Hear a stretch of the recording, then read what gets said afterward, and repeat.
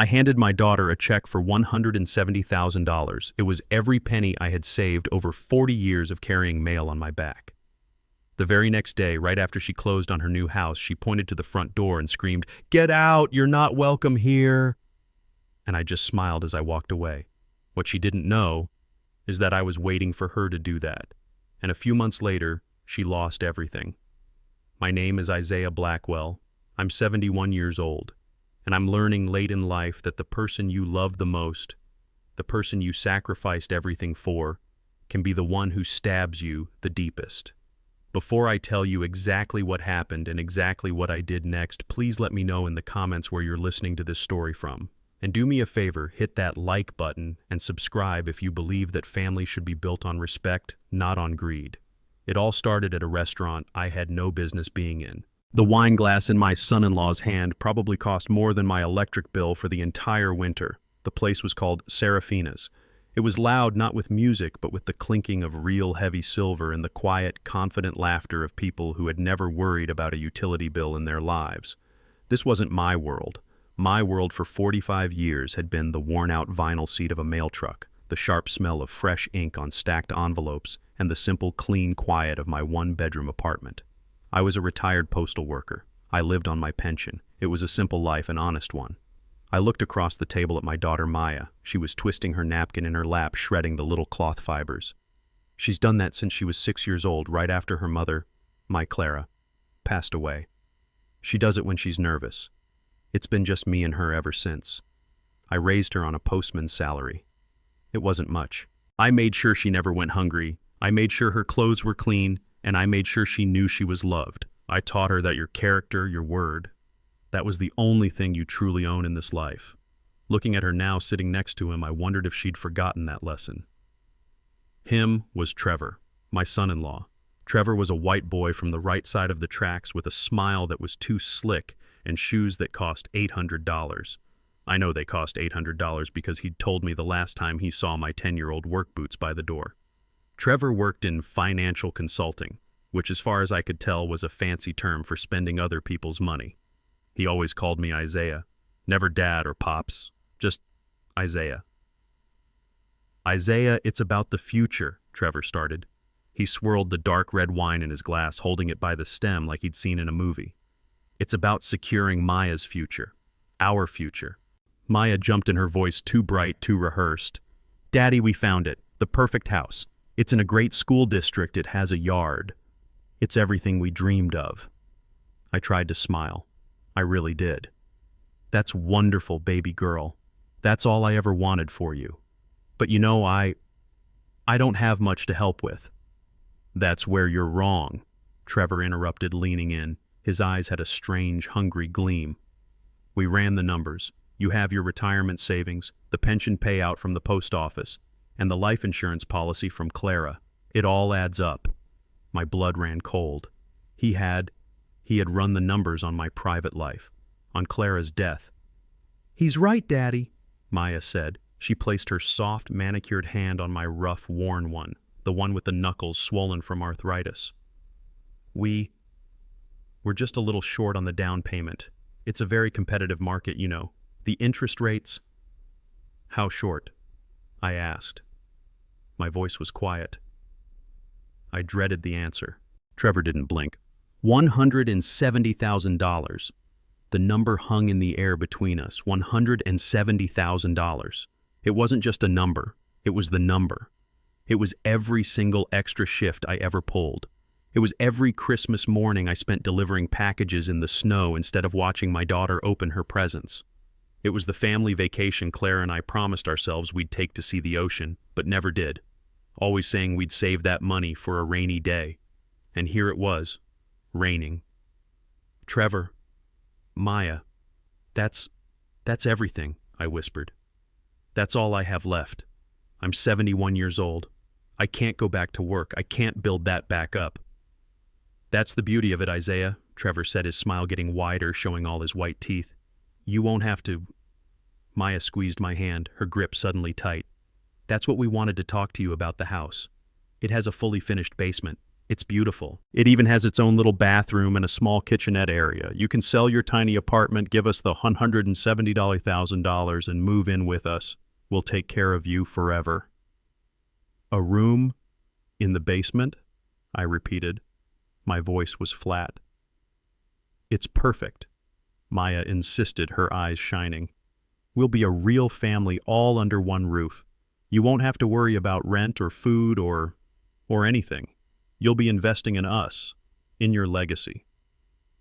"My legacy?" I said, looking at Trevor's $800 shoes.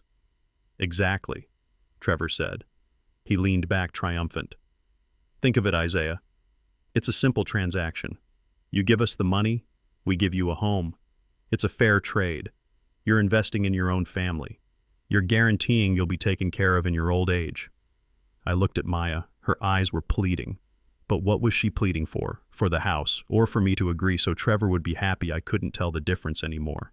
I thought about the 45 years of solitude, of raising her, of packing her lunches, of worrying every time she was late coming home from a date. I thought of Clara and her last words to me. "Take care of our baby girl, Isaiah. Don't let the world break her." I let out a long, slow breath. I made myself look old. I made myself look tired. I made myself look defeated. "Okay," I whispered. If it means we can all be together, if it means you'll be happy, I'll go to the bank on Monday." Maya's face lit up with a joy so bright it almost looked real. "Oh, Daddy, thank you, thank you." She leaned across the table and hugged me. Her perfume was expensive. Trevor sat back, his smile victorious. He raised his wine glass to me. "To family Isaiah, you won't regret this." I just nodded. I didn't smile back, because as he said that, I knew one thing for certain. He would. Monday morning. The bank was quiet the way it always is before 10 a.m. It smelled like industrial carpet cleaner and old money. I walked past the velvet rope line right up to the teller I'd known for 15 years. "Morning, Brenda. I need to see Ms. Wallace if she has a minute." Brenda looked up from her screen. "Isaiah, goodness, you look serious today." "Of course. Go right on back. She's in her office." Diane Wallace's office was small, cluttered with pictures of her grandkids and stacks of folders. She was a sharp woman, managed this credit union branch for longer than I could remember. She stood up when she saw me, her professional smile fading a little when she saw my face. "Isaiah Blackwell, sit down, sit down. What can I do for you? Everything all right with the pension deposit?" I sat in the hard plastic chair across from her desk. I didn't waste time. "Diane, I need to make a withdrawal, a large one." "Okay," she said slowly, her hands hovering over her keyboard. "How large are we talking?" I slid the little withdrawal slip I'd filled out across her desk. She put on her reading glasses and looked down. I watched her face change. Her eyes widened just slightly.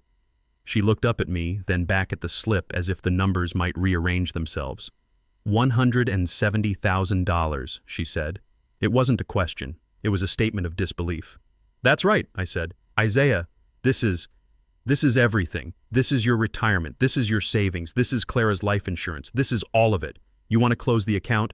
I need a cashier's check," I said, my voice steady. She leaned back, taking her hands off the keyboard. This was no longer a bank manager talking to a customer. This was Diane talking to Isaiah. "Are you in some kind of trouble? Is someone forcing you to do this?" "Isaiah, you know we have protocols for elder financial abuse. It's not a scam, Diane. It's family. It's for Maya." "For Maya," she repeated. "That's wonderful. She's buying a house." "That's right. Her and her husband. They need help with the down payment." $170,000 for a down payment. Her voice was laced with judgment she couldn't hide. "That's one hell of a house, Isaiah. They're good kids. They just need a start." "A start," she said. "Isaiah, this isn't a start. This is your finish line. This is everything you and Clara built. What are you going to live on?" I looked past her out the window. I saw the bus stop across the street. I remember standing at that bus stop in the freezing rain for 2 years back in '95. My old Honda's transmission had died. The repair was $900. I remember looking at the repair estimate and then at the bank book for the Ocean Fund. Clara and I had always dreamed of seeing the Pacific. Just once. $900 was $900. So I sold the car for scrap. I took the bus. The $900 went into the jar. We never did see that ocean. Isaiah? Diane's voice brought me back. I'm moving in with them, I said. They've got a room for me. In the basement. A nice one. I won't have to worry about rent or anything. I'll be taken care of. The look on Diane Wallace's face broke my heart. It was pity. Pure, undiluted pity. She had seen this story before. A room in the basement, she said. Isaiah, please. Just wait 1 week. That's all I'm asking. Talk to a lawyer. Just an independent party. Let someone look at the arrangement. Don't do this today. I thought about Maya's face in the restaurant, the pleading in her eyes. It's our only chance, Daddy. I thought about Clara's last words. Take care of our baby girl. What choice did I have? This was my baby girl. I appreciate your concern, Diane. I truly do, but my mind is made up. I need the check. Please, make it payable to the Oakwood Title Company. She stared at me for a long time. I could see the argument stuck in her throat. She wanted to say more. She wanted to tell me about the dozens of other old men she'd seen sitting in that same chair, emptying their lives into the hands of ungrateful children. But she didn't. She was a professional. She sighed a long, heavy breath of defeat. All right, Isaiah, she typed into her computer. The sound of the keys was sharp final, like nails being hammered into a coffin. It will take a few minutes to process the check. I'll wait, I said. I stood by the teller's counter. I didn't sit down. I just stared at the clock on the wall. 10:07 a.m. I thought about Christmas Eve 1988. There was a blizzard. I was the only carrier willing to take the double overtime shift. My feet were frozen. I couldn't feel my toes until the next morning. But the paycheck, that check put another $1,000 into the account. I thought about Clara, standing in front of a department store window in 1992. There was a blue dress she wanted, $60. She looked at it for a long time. Then she just shook her head, smiled at me and said, "No, the jar is more important." The jar. It wasn't just a jar. It was our dream, our security, our whole life built $50 at a time. Mr. Blackwell, the teller. Brenda was holding an envelope. Her hand was trembling just a little. She knew what was happening too. Everyone in the bank knew. Here is your check, sir, and your receipt. Your new account balance is $45.20. I took the envelope. It felt impossibly light. Thank you, Brenda. Thank you, Diane. Diane Wallace just nodded. She wouldn't look at me. I walked out of the bank. The air outside felt different, colder. The title company office was all glass and white plastic. It smelled like new carpet and quiet panic. Maya and Trevor were already at a long, polished table. Trevor was tapping his foot, checking his gold watch every 10 seconds. Maya was shredding a paper napkin under the table. "You're late, Isaiah," Trevor said. He didn't look up from his phone. "The bank. It took some time," I said. Maya jumped up. "Daddy, you got it." Her voice was a high-pitched squeak. I took the envelope from my old coat pocket, the same coat I'd worn on my mail route for the last 10 winters. I slid it across the table. Trevor's hand shot out and snatched it before it even stopped moving. He ripped the envelope open, his eyes darting immediately to the check. He wasn't checking the name of the title company, he was just checking the number. A slow smile spread across his face. 170,000. Perfect. He looked at the closing agent, a young woman in a sharp suit who looked like she was in a hurry. "We're good to go. The down payment is secured." He didn't say thank you. Maya hugged me. "Oh, Daddy, thank you, thank you." It was a fast hug, all sharp angles and expensive perfume. She pulled away before I could even pat her on the back. "This is it, Isaiah," Trevor said, already signing the first of a mountain of papers. "You just invested in our future. You won't regret this." "We won't let you," Maya added, her smile bright and brittle. "Just wait until you see the basement. We're going to put a nice rug down there for you. It'll be so cozy." "Cozy," I repeated. "That sounds nice." They signed, and signed, and signed. Trevor's signature was a fast, arrogant scribble. Maya's was shaky, uncertain. I just stood by the wall, invisible. Finally, the agent smiled. She pushed a set of keys across the table. Congratulations, Mr. and Mrs. Davies. You are officially homeowners. Trevor grabbed the keys, jingling them in his hand. The sound was loud in the quiet room. We did it, baby, he said, pulling Maya in for a kiss. It looked more like a business transaction than a celebration. They stood up. Okay, Isaiah, Trevor said, clapping me on the shoulder. We've got a million things to do. Movers are coming tomorrow. Remember Saturday morning for you. And please, just the essentials. We're going for a very clean, minimalist look.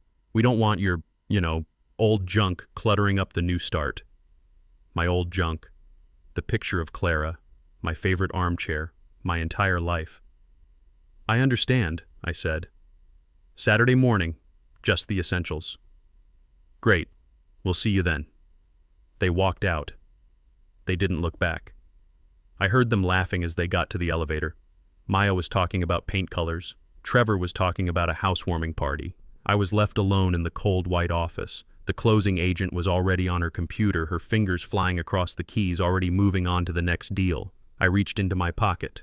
I still had the receipt from the bank. Balance $45.20. I clutched the piece of paper in my hand. 40 years. Gone in 40 minutes. Saturday morning, 9 o'clock.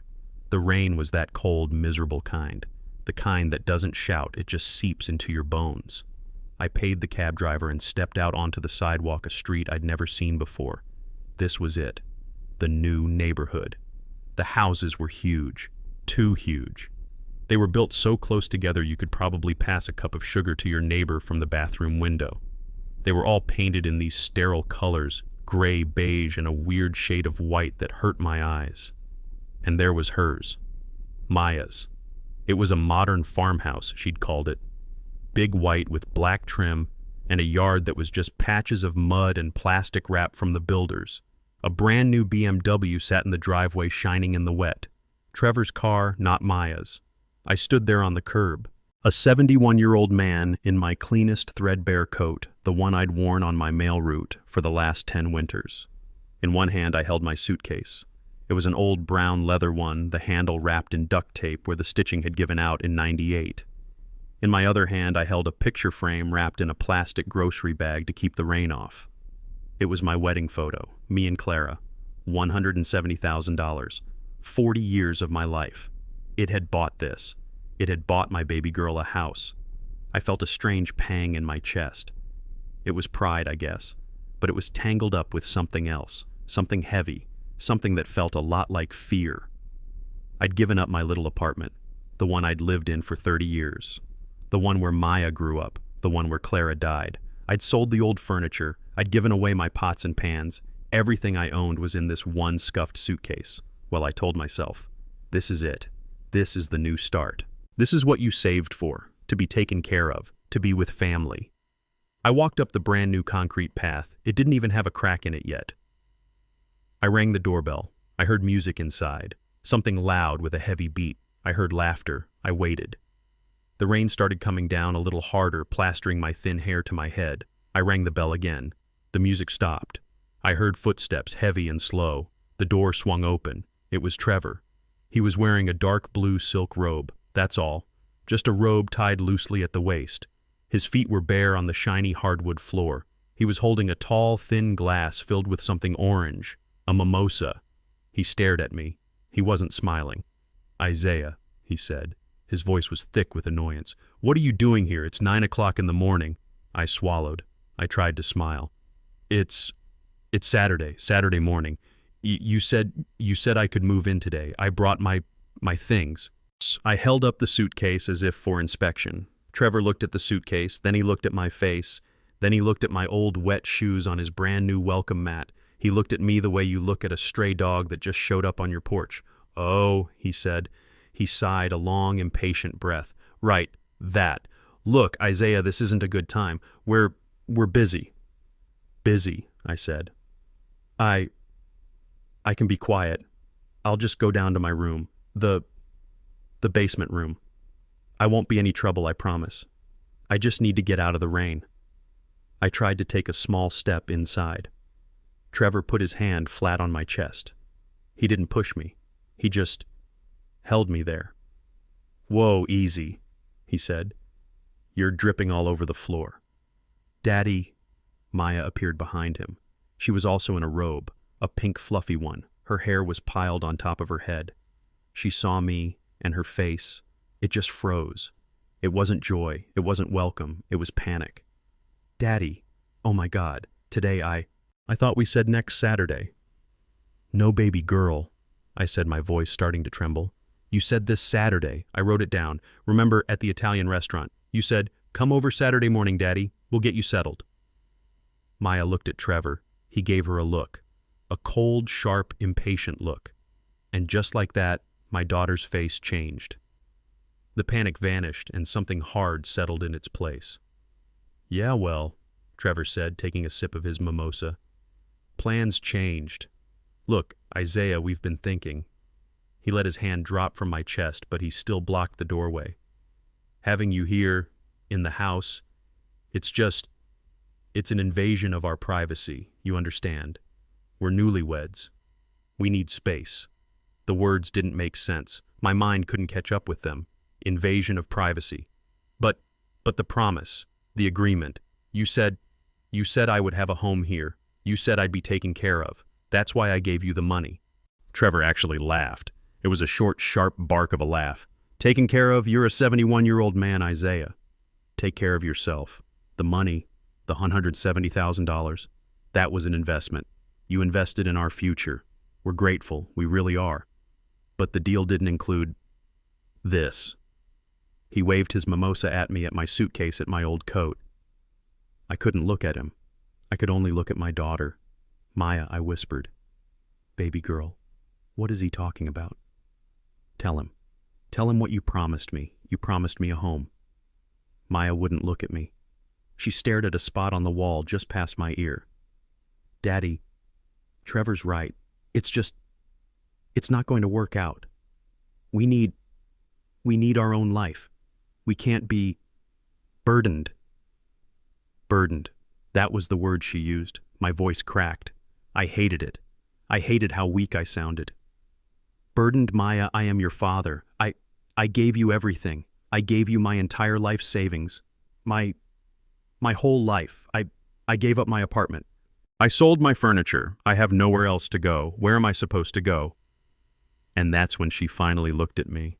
And the person looking back wasn't my daughter. It was a stranger. A cold, hard stranger. I don't know, she screamed. The word echoed in the big empty foyer. Go to a shelter. Go to the YMCA. Go back to the post office and beg for your old root. That's not my problem anymore. Not your problem, I stammered. Maya, I am your family. And you embarrass me, okay? Her voice was a shriek now, a raw, ugly sound I had never heard from her. You embarrass me. Trevor has his colleagues coming over tonight. His boss is coming for dinner. What am I supposed to say, huh? Oh yes, welcome to our beautiful new home. Don't mind my father, the poor broke retired mailman. He lives in the basement like a rat. Is that what you want? Is it rat, broke, embarrass me? The rain was cold, but this was a cold I had never felt before. This was the cold of a dead heart. Trevor stepped back, pulling Maya against him. He wrapped his arm around her waist. He was smiling now, a small, cruel, victorious smile. You heard the lady, old man. Get out. Maya didn't say anything else. She just glared at me. But the money, I whispered one last time. My money, my $170,000. That was a gift, Isaiah, Trevor said, his voice smooth as silk. You gave it to your daughter. There's no contract. There's no deal. You gave it to us. You did your part. And now we're done. Get out, Maya screamed again. Just get out of my life. I don't want to see you go. The door slammed shut in my face. The force of it almost made me stumble back. I heard the sound of the deadbolt sliding into place. A heavy, final click. I stood there, on the perfect welcome mat, in the cold Saturday rain. My suitcase was at my feet. The picture of Clara still wrapped in plastic was in my hand. I couldn't breathe. It felt like the world had just stopped. 40 years of saving, 45 years of love, all of it, gone. For this, for a white house with black trim, for a silk robe. for a glass of champagne. I looked at the closed door. I looked at my suitcase. I looked down at my old wet shoes. I felt a tear, just one, roll down my cheek and mix with the rain. I should have been destroyed. I should have been broken. I should have sat down on that step and wept. But I didn't. I felt the emptiness. I felt the cold. I felt the absolute crushing weight of the betrayal. And then, something else happened. I wiped the rain from the picture of Clara. I set my jaw. I picked up the handle of my one scuffed suitcase. And I smiled. It was a small smile. Just a twitch at the corner of my mouth. A gift, I thought. No contract. I turned my back to the house. I started walking down the long, curved driveway. That's where you're wrong, Trevor, I thought to myself as the rain started to pour. That's where you're both so wrong. You called it a transaction. You're right, it was. And you just breached the contract. I reached the sidewalk. I didn't look back. I just kept walking in the rain, a 71-year-old man with one suitcase and a strange, cold smile on my face. I stood on that curb for a long time. Maybe 10 minutes, maybe 20. The rain didn't bother me. The cold was nothing. It was the silence after the slam of that door, the final heavy click of the deadbolt. That's the sound that will stay with me. I picked up my old suitcase. I tucked the plastic-wrapped photo of Clara inside my coat against my chest. And I started walking. I didn't walk toward the bus stop. I didn't walk toward the nearest shelter like my daughter had screamed at me to do. I just walked. I walked past the rows of identical, oversized houses in that sterile neighborhood. I walked until the pristine sidewalks turned into the cracked, familiar pavement of the city. The rain plastered my old coat to my skin. I must have looked like exactly what they called me. A poor, broke, homeless old man. A burden. A rat. I kept walking. I walked right past the YMCA. I walked past the bus station. I walked for nearly 2 miles until I was standing in the center of downtown. The financial district.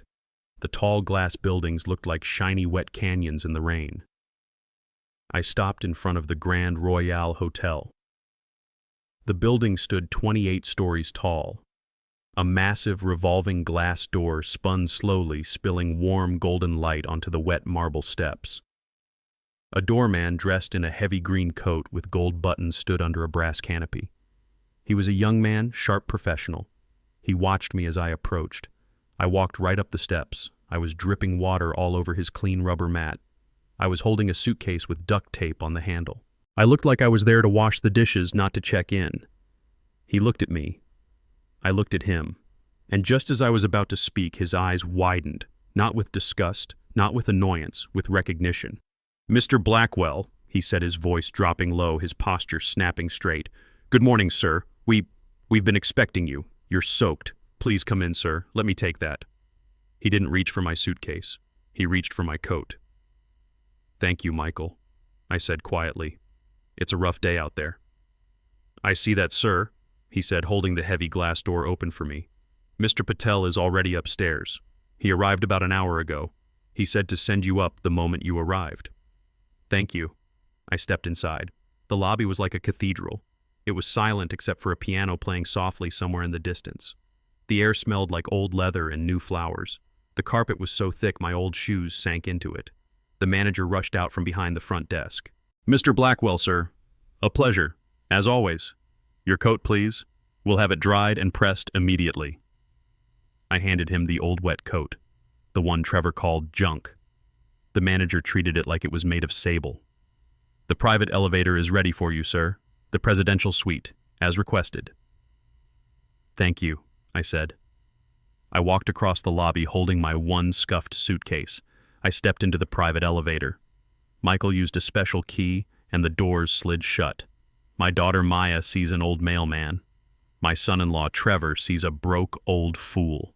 What they don't see, what they never bothered to find out, is that I am the man who has owned a majority stake in the company that owns this hotel chain since 1994.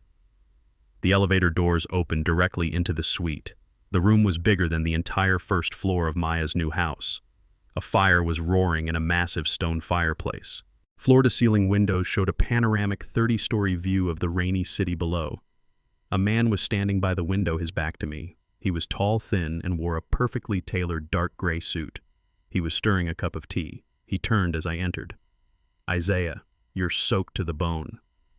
"It's raining, Anand," I said, setting my suitcase down on a carpet that probably cost more than my first car.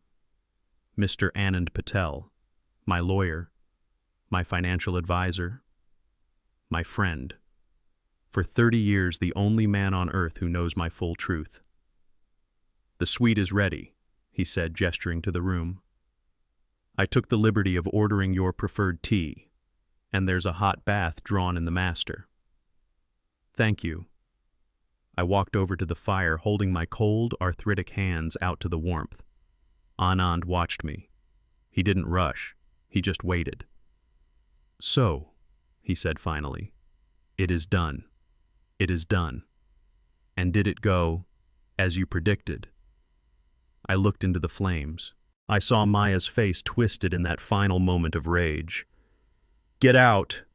You embarrass me." "It went worse than I predicted, Anand, and better than I could have hoped." I turned to face him. She actually screamed it. She told me to go to a shelter. She called me a rat. Her." Anand just nodded. He showed no surprise. "And the breach of contract. She breached it completely, explicitly, loudly, right on the doorstep." "Were there witnesses?" "Just Trevor," I said. "But that's all right." I reached into the inside pocket of my damp shirt. I pulled out a small, waterproof digital audio recorder, the size of my thumb. "I had this," I said. A slow, satisfied smile spread across Anand Patel's face. "My goodness, Isaiah. You really were a mailman, always prepared for the weather."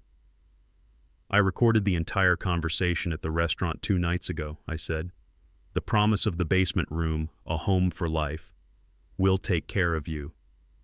It's all there." And then I recorded the entire conversation on the doorstep this morning. The "get out," the "you're not my problem," the burden. It's crystal clear. "She breached the oral contract," Anand said, his voice sharp and focused.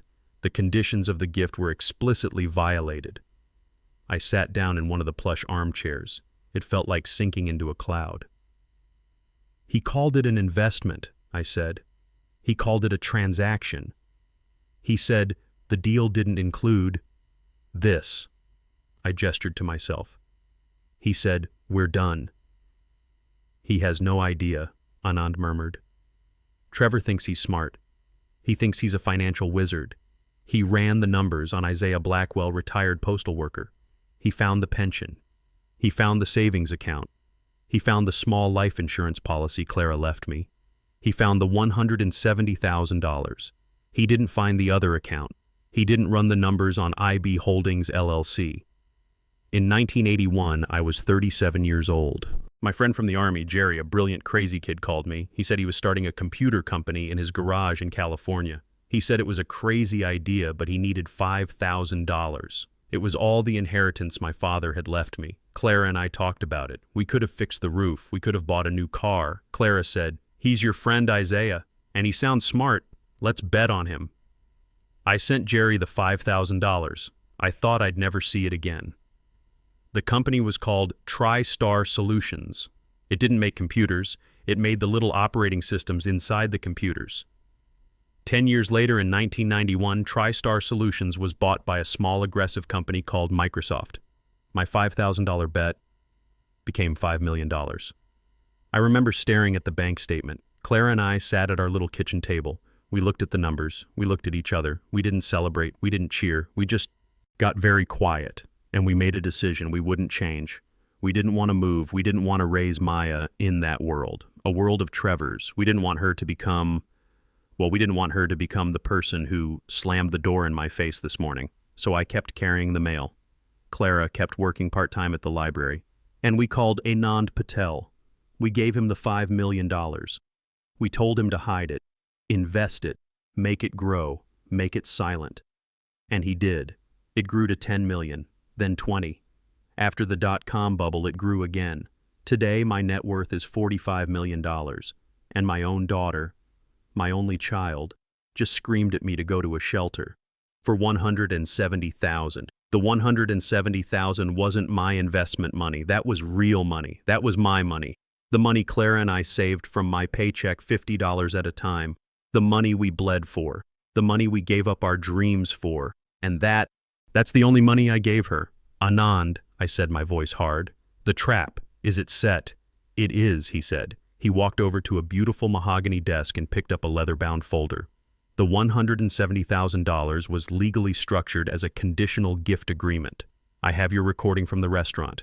I also have Diane Wallace at the credit union, who is prepared to testify that you expressed clear reluctance and only proceeded after stating it was a conditional loan for a home to live in. She is also prepared to testify that you were concerned about your daughter's husband. Good. So the breach is clean. It's perfect, Anand said. By the terms of the agreement you and I drafted the moment that condition your housing was violated, the gift immediately converts to a demand loan due in full with interest within 30 days. They don't have $30, let alone $170,000, I said. They spent it all on the down payment. I know. Anand smiled. And that's the beauty of it. We won't ask for the money back. We don't need to. What do? We file a lis pendens against the property, a notice of a pending lawsuit. It freezes the asset. They won't be able to sell it. They won't be able to refinance it. They won't even be able to get a credit card using the house as equity. He continued, the moment that lien hits the county records, the bank that holds their mortgage will get an alert. They will see that their primary collateral is compromised by a superior claim, mine. They will immediately call the mortgage due. I leaned back. But they can't pay it. They have no money. They're leveraged to their breaking point. Exactly, Anand said. They'll lose the house. The bank will foreclose within the month. And my 170,000, it will be wiped out, eaten by the bank during the foreclosure. It will be gone along with the house. Good, I said. Anand paused. He looked at me with those kind, sharp eyes. Isaiah, are you sure this is your daughter, your baby girl? This will destroy her. This will bankrupt her. I stood up. I walked to the massive window. I looked down at the rainy city below. I saw the ant-sized people rushing to get out of the cold. I thought of my wife's grave. I thought of her words, take care of our baby girl. She called me a rat, Anand. I turned to face him. She told me I wasn't her problem. She told me to go to a shelter. She and that man, they stood there and laughed while I was standing in the rain. She's not my baby girl anymore. She's his wife. She's a stranger. My voice was shaking, but not from weakness. It was shaking with a cold, clean rage I hadn't felt in 40 years. Send the letters, Anand. File the lien. Do it now. I spent the next 3 days in that suite. I didn't leave. I didn't need to. The world came to me. I ordered room service. Not the $90 steaks Trevor would have ordered, but simple, perfect things. A perfectly cooked omelet in the morning. A glass of orange juice so fresh it tasted like sunshine. A pot of coffee that was strong enough to wake the dead. I sat by that massive window wearing a thick hotel robe that felt like a cloud, and I just watched the city. I watched the rain stop and the people return to the streets rushing and hurrying. I had lived a lie of poverty for so long I had almost forgotten what this felt like. This quiet, this power. On the third day, I decided to share the joke. I called my oldest friend, Gene Washington. Gene and I had started at the post office on the exact same day in 1975. We'd carried bags together for 40 years. He was the only one who came to Clara's funeral and didn't offer me pity. He just handed me a small flask of whiskey and a firm handshake that said everything. His voice on the phone was a familiar gravelly rumble. Isaiah, man, I heard what happened with your girl. Diane at the credit union. Her cousin knows my wife and she said you emptied the whole account. Are you okay? Did they take everything, man? I smiled. Gene, I'm fine. I'm better than fine, but I need you to do me a favor. Can you come downtown? Downtown where the shelter on 5th, I'm on my way. No, Gene, not the shelter. I need you to come to the Grand Royale Hotel. Ask for the presidential suite. They'll let you up. There was a long silence on the other end of the line. just static. "Isaiah," he said, his voice slow, "did you fall and hit your head on that walk? What in the world are you talking about? Just come," I said, "and wear your good shoes." An hour later, the private elevator doors opened, and Gene stood there.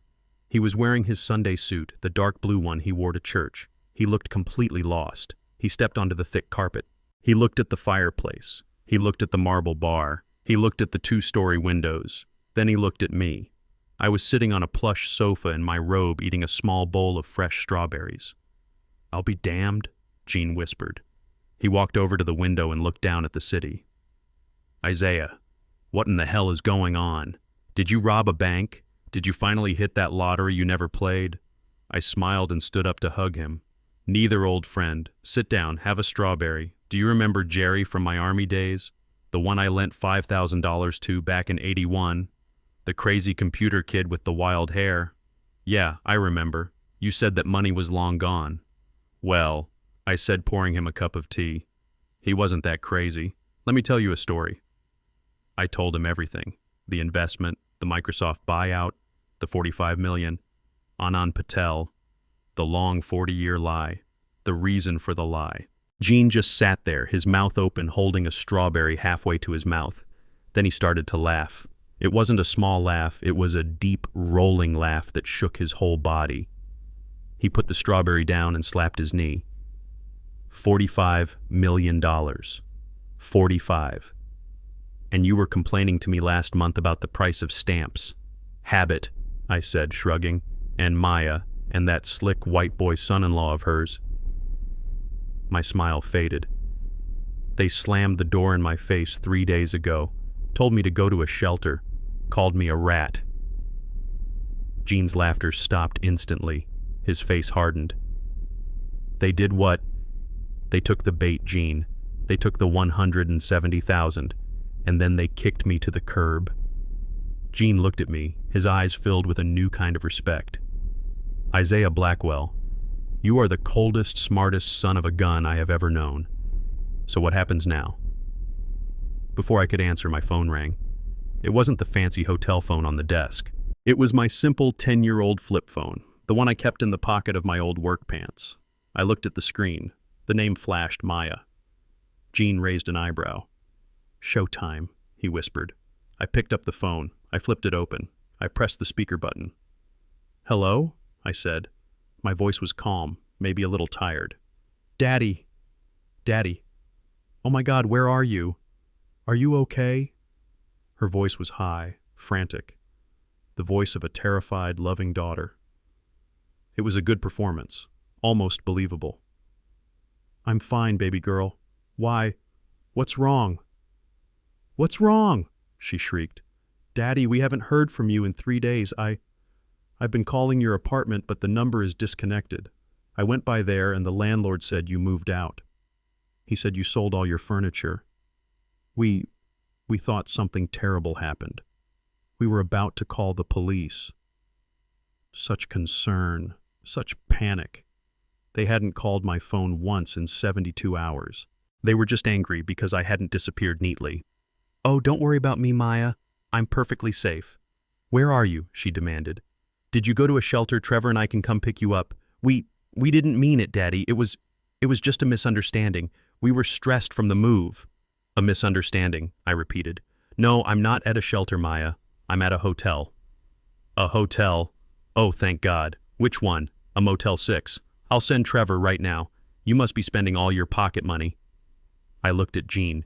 He was covering his mouth with his hand to keep from laughing. "No, not a Motel 6. I'm at the Grand Royale, downtown." The pause. The silence on the other end of the line was absolute. I could hear her faint, sharp breathing. "The Grand Royale," she stammered. "Daddy, that's the most expensive hotel in the city." "Is it?" I said, feigning surprise. "Well, it's very comfortable. They have wonderful tea. But how can you afford that? That's impossible. You gave us all your money." There it was. The fake concern was gone. The real greedy, confused Maya was back. Oh, I didn't give you all my money, baby girl. I just gave you the money I wanted you to have. What? What are you talking about, Daddy? You're not making any sense. You sound confused. Maybe we should come get you. What room are you in? The presidential suite, I said, taking a sip of my tea. It's lovely. You can see the whole city from here. It's funny, I actually own the company that owns this building. More silence. I could hear a faint whispering. She was talking to Trevor, her hand over the receiver. Daddy, she said, her voice strained. That's not funny. Are you sick? Did you fall? Are you with someone? Did someone take you there? I'm with my oldest friend, Jean. You remember Jean from the post office. We're just fine. I don't understand, she whispered. Her voice was shaking now, but not with fake worry. It was real fear. The money, Daddy. The 170,000, my house. Ah, yes, the house, I said. That's why I'm glad you called. I was worried you might not be checking your mail at the new address. The mail. What about the mail? Well, I had my lawyer send you a letter. You should have received it this morning. It's about that gift I gave you. It seems there's been what did you call it, a misunderstanding. You should probably go check your mailbox, Maya. A lawyer, Daddy, what did you do? I just protected my legacy, Maya, like you and Trevor suggested. Now, if you'll excuse me, Jean and I are about to order some dinner. Goodbye. I flipped the phone shut. Jean stared at me, his eyes wide. Isaiah Blackwell, he said, shaking his head. You are one cold, cold man. No, Jean, I said, pouring him a cup of tea. I'm just a mailman, and I always deliver the mail. Sure do. The new house was silent, but it wasn't the peaceful silence of a new home. It was the cold, sterile silence of unopened boxes and unhung pictures. Maya sat on the top step of the grand staircase, the one she'd dreamed about, but now it just felt like a block of cold wood. She was holding her phone. I've called every shelter in the downtown area, Trevor. He's not at any of them. I even called the YMCA. Nothing. Trevor was in the new, gleaming white kitchen, trying to figure out how the built-in espresso machine worked. He was still in his silk robe, even though it was almost noon. Would you relax? He snapped, banging the side of the machine. He's a 71-year-old man. He's probably sitting on a park bench somewhere feeling sorry for himself. He'll turn up at a shelter tonight, and then you can stop this. But what if he's hurt? It's been 3 days. He has no money, Trevor. We took all his money. We didn't take anything, Trevor said, finally getting the machine to hiss. It was a gift. He gave it to us. He's a grown man. He can't just disappear. It's irresponsible. Maya looked at him, her eyes wide. Irresponsible. He's irresponsible. We kicked him out, Trevor. We slammed the door in his face. We were stressed, Trevor yelled back, his voice echoing in the empty, high-ceilinged room. It was a misunderstanding. He shows up unannounced, dripping rain all over the new floor. What did he expect? He expected the room we promised him. Semantics, Trevor scoffed, taking a sip of his espresso. Look, he'll be fine. He's probably at some fleabag motel spending the last of his pocket change. He'll come crawling back in a week, apologize, and we'll figure out what to do with him then. What if he goes to the police? Trevor finally stopped and looked at her. He walked from the kitchen into the foyer, his bare feet slapping on the marble. And say what Maya, my daughter and son-in-law, convinced me to give them a gift. They promised me a room and then changed their minds. That's not a crime. It's just family drama. He has no contract. He has no leverage. He has nothing. He pointed to the walls around them. This is our house. The deed is in our names. The mortgage is in our names. He's not on a single piece of paper. As far as the law is concerned, Isaiah Blackwell doesn't exist. Maya wanted to argue, but the sound of the doorbell made her jump. It was a sharp, insistent ring. Trevor rolled his eyes. Great. Probably his colleagues from the stupid post office forming a search party. Get rid of them. Maya ran to the door and looked through the peephole. It wasn't a mailman. It was a man in a crisp uniform. A courier. She opened the door. Can I help you? Certified mail for Mr. Trevor Davies and Ms. Maya Blackwell Davies. Trevor came up behind her. That's us. Sign for it, Maya. Maya signed the digital pad, and the courier handed her a thick, heavy 9x12 envelope. It was made of expensive cream-colored cardstock. She closed the door. She looked at the return address. Trevor. It's from a law firm, Patel and Associates. Trevor's annoyed expression vanished, replaced by a slow, arrogant smirk. He actually did it, he chuckled. The old fool actually went and hired a lawyer. What's he going to do, sue us with what money? He's pathetic. He snatched the envelope from her and ripped it open, scattering strips of paper onto the marble floor. He pulled out a thick, folded document. This is hilarious, Trevor said, scanning the first page. He started to read it aloud in a mocking, dramatic voice. Dear Mr. Davies and Ms. Blackwell Davies, it has come to our attention that you have entered into a binding oral agreement, blah blah, in exchange for a conditional gift of $170,000, blah blah. The explicit condition of said gift being the procurement of lifelong housing and care for our client, Mr. Isaiah Blackwell. Trevor was laughing. Oral agreement. He thinks that will hold up in court. That's not a thing. Trevor, stop, Maya said, her voice trembling. What does it say? It says, Trevor continued, his voice dripping with sarcasm, that by forcibly ejecting our client from the premises, oh, dramatic, you have committed a material breach of said agreement. Therefore, the conditional gift has, as of 9:15 a.m. Saturday, November 2nd, immediately and irrevocably converted to a demand loan due in full within 30 days. He paused, then burst out laughing again. Due in full, he wants his money back. Oh, this is rich. This is priceless. He's going to sue us, Maya whispered, her face pale.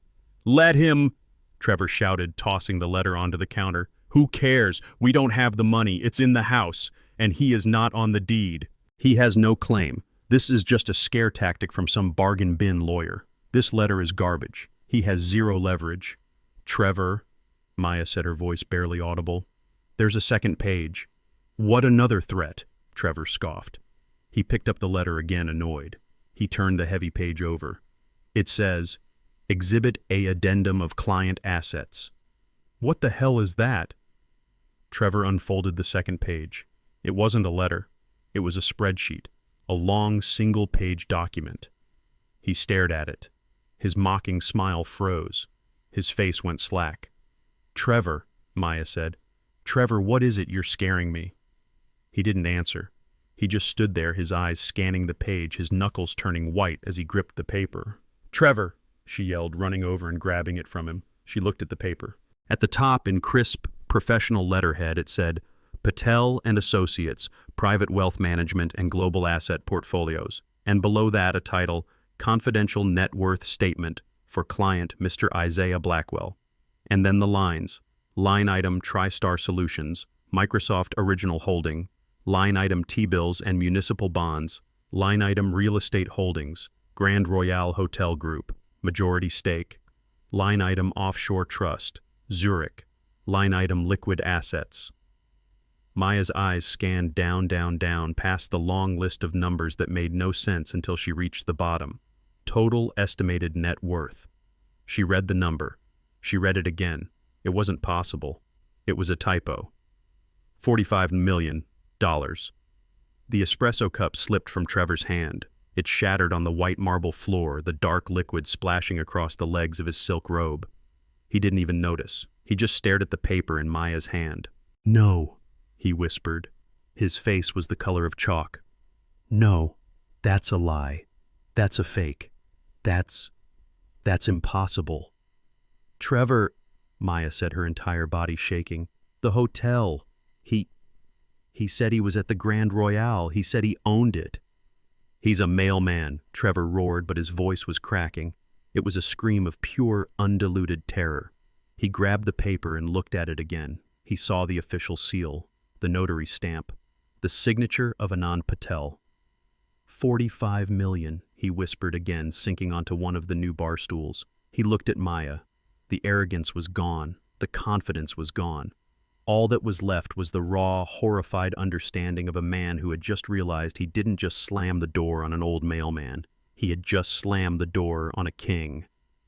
I spent the next morning in the quiet of the presidential suite. I sat by the window, not looking at the view, just listening to the silence. It's a different kind of quiet when you have money. It's not just the absence of noise, it's the absence of worry. It's the sound of thick carpets and heavy doors and the knowledge that no bill is coming that you can't pay. It was a silence I had earned and a silence I had hidden from my own family for their own good. Or so I'd told myself. Now I wasn't so sure. Maybe I hadn't been protecting Maya. Maybe I'd just been practicing for this very moment. Anand Patel sat across from me in a plush armchair, a laptop open on his knees. He was a man who was comfortable in silence. "The lien is filed, Isaiah," he said, not looking up from his screen. "As of 8:01 a.m., the county recorder's office shows a primary lien on their new property filed by IB Holdings. The bank's mortgage just officially moved into second position." "Good," I said, sipping my tea. "How long before the bank reacts?" "They're a big bank," Anand said. "Their systems will flag it by noon. A junior analyst will panic. It will be on a vice president's desk by 3. Maya and Trevor will get a certified letter by tomorrow morning. They're about to have a very, very bad day." I nodded. "The house is one thing. That's just brick and wood. But what about the man? What about Trevor?" Anand stopped typing. "Trevor Davies. Yes, I did the research you asked for last week. He's a senior vice president at Crestview Wealth Management." I let out a short, hard laugh. Senior vice president. They give that title to every salesman who manages to keep a job for 5 years. "Perhaps," Anand said, a small, cold smile playing on his lips. "But as a licensed financial advisor, he is bound by the rules of his trade. FINRA regulations, specifically Rule 2010, Standards of Commercial Honor, and Rule 2111, Suitability. Very dry, boring rules, but they have teeth." "Spare me the legal numbers, Anand. What does it mean in plain English?" Anand leaned forward, closing his laptop. "It means, Isaiah, that he is legally and ethically bound not to defraud the elderly, and he is especially bound not to defraud an elderly, high-net-worth client of his own firm." My turn to pause. I put my teacup down. "A client of his firm." "Oh yes," Anand said. "Your IB Holdings Trust, the one that holds the 45 million. It's managed by Crestview's private offshore division, the one in Zurich. Trevor doesn't have the security clearance to even see your name in the system. He works in the retail branch managing retirement accounts for dentists and lawyers. He's a guppy Isaiah, and you are one of their foundational whale clients." This was good. This was very good. "He has no idea," I whispered. "He has no idea," Anand confirmed. "He thought he found a weak-old mailman. He thought he'd hit the jackpot by marrying your daughter. He never realized he was a guppy trying to swallow the entire shark tank." "Good," I said. "He needs to learn what happens when a guppy gets greedy. He called me old junk. He said our deal was done. He needs to learn that I'm the one who decides when we're done." "What do you want to do?" Anand asked. "A letter from my office. It would be devastating." "No," I said. I stood up and walked over to the heavy mahogany desk. "A letter is too slow. This one needs to be personal." I picked up the heavy hotel phone. I dialed the main switchboard for Crestview Wealth Management. "Yes, I'd like to speak to Mr. Charles Harrison, please. The CEO." Anand raised an eyebrow. "You're going straight to the top." "When your mail is this important," I said, "you don't give it to a rookie. You hand it directly to the Postmaster General." A crisp professional voice came on the line. "Mr. Harrison's office." "Yes, this is Isaiah Blackwell. I'm calling for Charles. Please tell him it's regarding my TriStar account. He'll know what it means." I'd only met Harrison a few times years ago at formal shareholder meetings. He wouldn't remember my face, but he would absolutely remember the name of the account that started it all. The assistant's tone changed instantly. The professional frost melted. "One moment, Mr. Blackwell. I'm putting you through immediately, sir." The line clicked once. Isaiah Blackwell." The voice was a deep, booming baritone, the sound of old money and new power. "My goodness, man, it's been, 15 years? How are you?" "I'm well." "Charles, thank you for taking my call. For you, anything. What's on your mind?" "The portfolio is performing beautifully. Anand is a wizard as always." "The portfolio is fine, Charles. The problem is a personal one. It's about one of your employees." The line went completely, utterly silent. I could almost hear the man's blood pressure spiking. A compliance nightmare is the one thing these men fear more than death. "Who?" he said. His voice was no longer friendly. It was ice. A young man named Trevor Davies. I believe he works in your downtown retail branch. I don't know him, Harrison said dismissively. What did he do? He's my son-in-law, Charles. And 3 days ago, he and my daughter convinced me, a 71-year-old retiree, to liquidate my entire local savings account, $170,000. They did this under the false pretense of giving me a home with them. I paused. The day after I gave them the check, they kicked me out onto the street. They told me, and I quote, to go to a shelter. I heard a sharp intake of breath. Isaiah, are you telling me an employee of this firm committed financial elder abuse against you, one of our own clients? That's exactly what I'm telling you, Charles. He called me a broke old mailman. He laughed in my face. He called it a transaction. I have it all on audio recording. Jesus Christ, Harrison whispered. The corporate speak was gone. He sounded genuinely horrified. Isaiah, I am profoundly sorry. This is unthinkable. Yes, it is, I said calmly. I'm handing the matter over to my legal team, of course. Anand Patel is filing the necessary paperwork as we speak. But I felt as a courtesy I should let you know personally, before this hits the papers. The papers, he stammered. When you're dealing with a $45 million client being defrauded by his own son-in-law, Charles, the papers tend to get interested, especially when that son-in-law works for your firm. It's a bad look. No, he said much too quickly. No papers. Isaiah, please. Let me handle this. Let me make this right. This is not who we are at Crestview. I'm glad to hear it, Charles. I'll let you get to work. Thank you, Isaiah. And, my God, I'll call you back within the hour. And I hung up the phone. Anand Patel was staring at me, a look of pure, unadulterated admiration on his face. That, he said, was a work of art, Isaiah.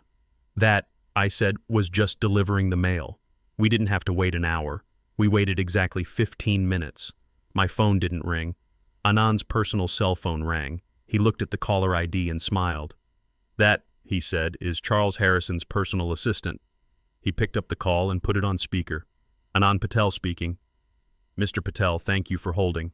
I have Mr. Harrison for you. Anand, Harrison's voice boomed, but this time it was different. It was the sound of a man who had just put out a 5-alarm fire. It's done. Charles, Anand said, his voice smooth and professional. To what precisely are you referring? Davies, Trevor Davies, he's gone, fired. His licenses are being reported to FINRA as we speak. His compliance record is permanently flagged for gross ethical misconduct and suspected criminal fraud. He will never work in wealth management in this country or any other ever again. I've personally seen to it. That was remarkably fast, Charles, Anand said. When we find cancer, Anand, we cut it out, immediately. We are sending a formal apology to Mr. Blackwell along with a gesture of our profound regret. That won't be necessary, I said, leaning toward the phone. Isaiah, you're there. Listen, man, from the bottom of my heart. I am sick about this. That this parasite was operating under my roof. I looked into his file. He's nothing. A mid-level broker with a high opinion of himself. He must have seen your local accounts, assumed that was all you had, and thought he'd hit the jackpot by marrying your daughter. That seems to be the case, I said dryly. He's cleared out his desk. Security escorted him from the building just now. We've already had a compliance team sweep his office and freeze his client accounts pending review. As far as Crestview is concerned, Trevor Davies is a ghost. Thank you, Charles. You've been very efficient. You are a valued client, Isaiah, a foundational client. The least we can do is take out our own trash. Please let me know what else you need. Anything.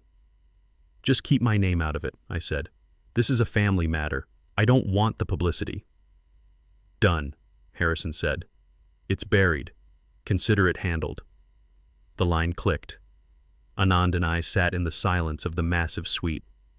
Well, I said, that's one piece of junk taken care of. He'll be home by now, Anand said, looking at his watch. He'll be walking into that brand new mortgage to the hilt house, with no job, no license, and no prospects. I stood up. I walked back to the window. The sun was starting to break through the clouds. What a shame, I said, taking a sip of my tea. He just bought that new BMW. How is he going to make the payments? Trevor thought he was a shark. He thought he was playing a game of high finance. He thought he had found a week-old antelope to drag down. He didn't realize he was just a loud, flashy lure on the end of my line. He thought he was the player. He was just a pawn. He disrespected me. That I could almost forgive. He tried to steal from me. That I expected. But he corrupted my daughter. He took the memory of Clara, her sacrifice, her $60 dress, and he spat on it. He took the 40 years of my life, the rain, the snow, the overtime, and he called it a transaction. I looked at my flip phone still on the table. Maya hadn't called back. She had received that legal letter by now. She was sitting in that empty White House waiting for her husband to come home. And he was coming home. But he wasn't the man who left this morning. He was a broken, useless, unemployed shell. The house is in jeopardy. The job is gone. The foundation of their entire relationship, which I now knew, was built on nothing but greed, and my money was crumbling. I almost felt sorry for her. Almost. But Clara's voice was in my head. Take care of our baby girl. Sometimes, taking care of someone doesn't mean protecting them. It means letting them feel the full, crushing weight of their own choices. It means letting them hit rock bottom. Trevor just hit his. Now, it was Maya's turn. The door didn't slam. It clicked shut, a quiet final sound that echoed in the high-ceilinged foyer. Maya was sitting on the bottom step of the grand staircase, the legal letter from Patel and Associates crumpled in her fist. She had been staring at the number on that second page for 3 hours. $45 million. $45 million. The number just wouldn't make sense. It was a typo. It had to be a typo. Trevor stood in the marble hallway. His suit was rumpled. His $800 shoes were scuffed. He'd left the office that morning as a senior vice president of wealth management.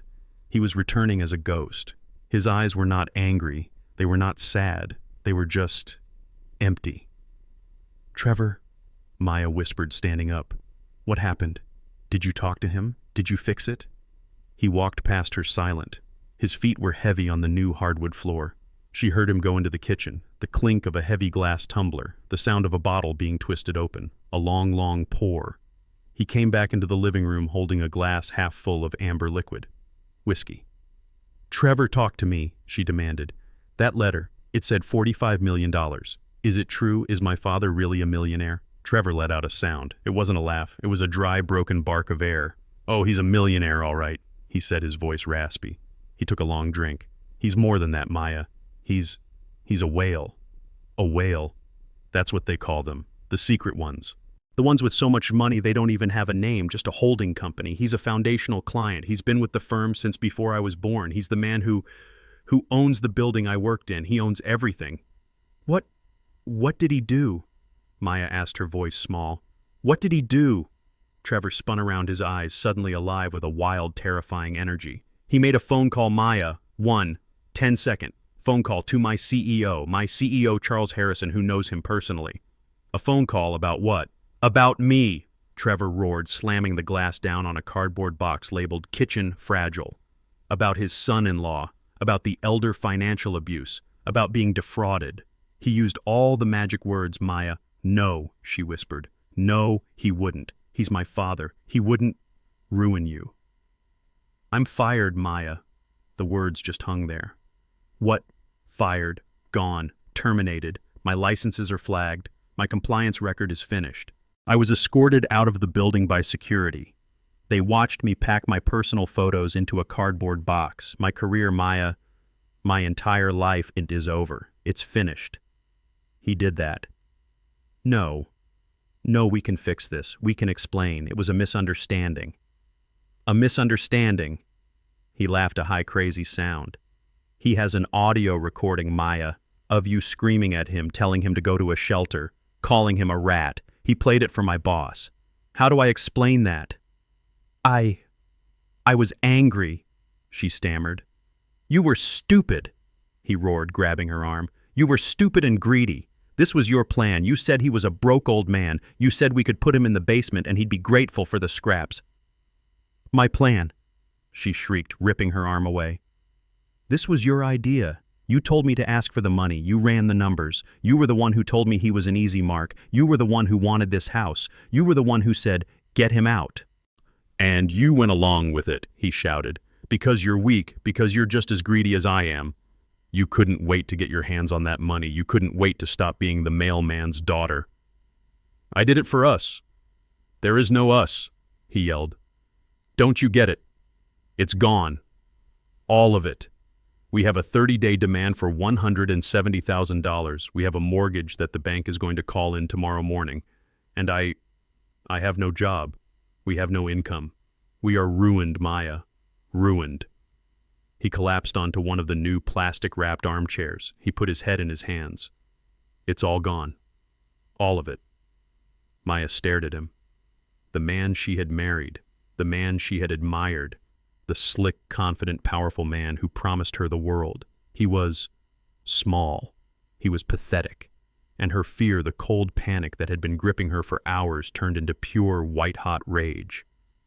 So that's it, she said. Her voice was low and dangerous. You're just giving up. You're not going to fight. You're not going to fix this. Fix what? Maya, he said, his voice muffled by his hands. How do you fight a man with $45 million and an army of lawyers? How do you fight a man who can end your entire life with one phone call?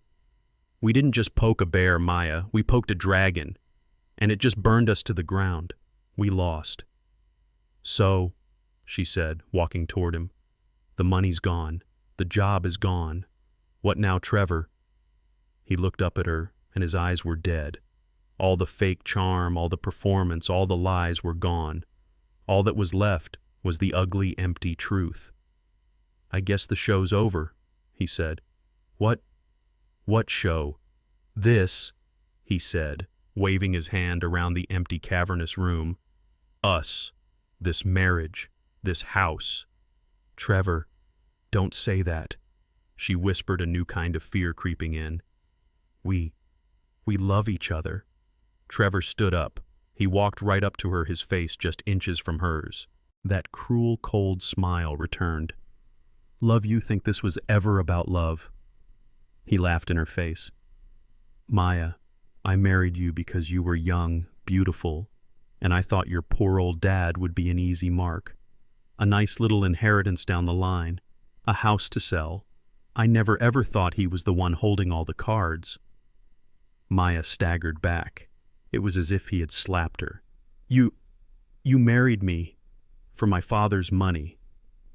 What little money I thought he had. Yes, he sneered. What did you marry me for? My charming personality, my sparkling wit. No. You married me for my job at Crestview. You married me for the bonus checks. You married me for the BMW and the silk robes and the mimosa breakfasts. We're the same, Maya. We're two parasites who just lost their host. You're disgusting, she whispered, tears of rage, not sadness welling in her eyes.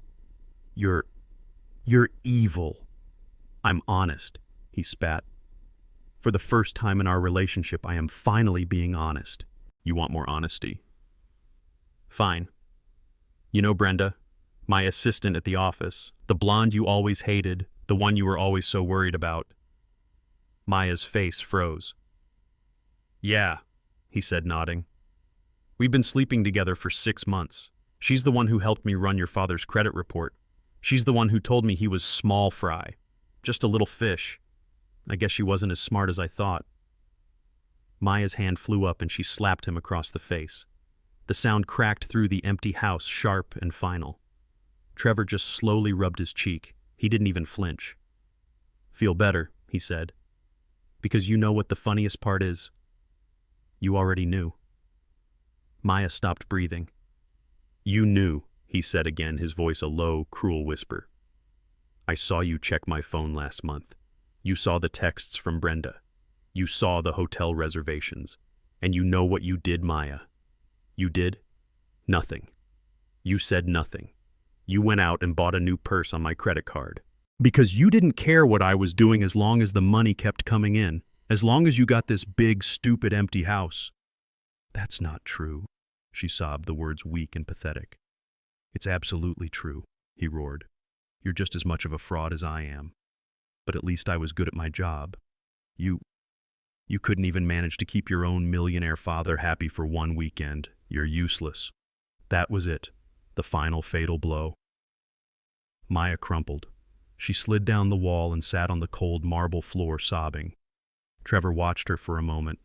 There was no pity in his eyes, only a deep, burning, final contempt. "I'm done," he said. He walked past her up the grand staircase. She heard him in their new empty bedroom, the sound of drawers being ripped open, hangers scraping. A few minutes later, he came back down. He was carrying a sleek, expensive Toomey suitcase. He was no longer wearing the crumpled suit. He was dressed in dark jeans, a black polo shirt, and his $800 shoes. He was ready to leave. Where are you going?" she cried from the floor. "Away. Florida, California, I don't know. Somewhere your father doesn't own. I'm going to start over, find a new name, a new job, something in sales probably.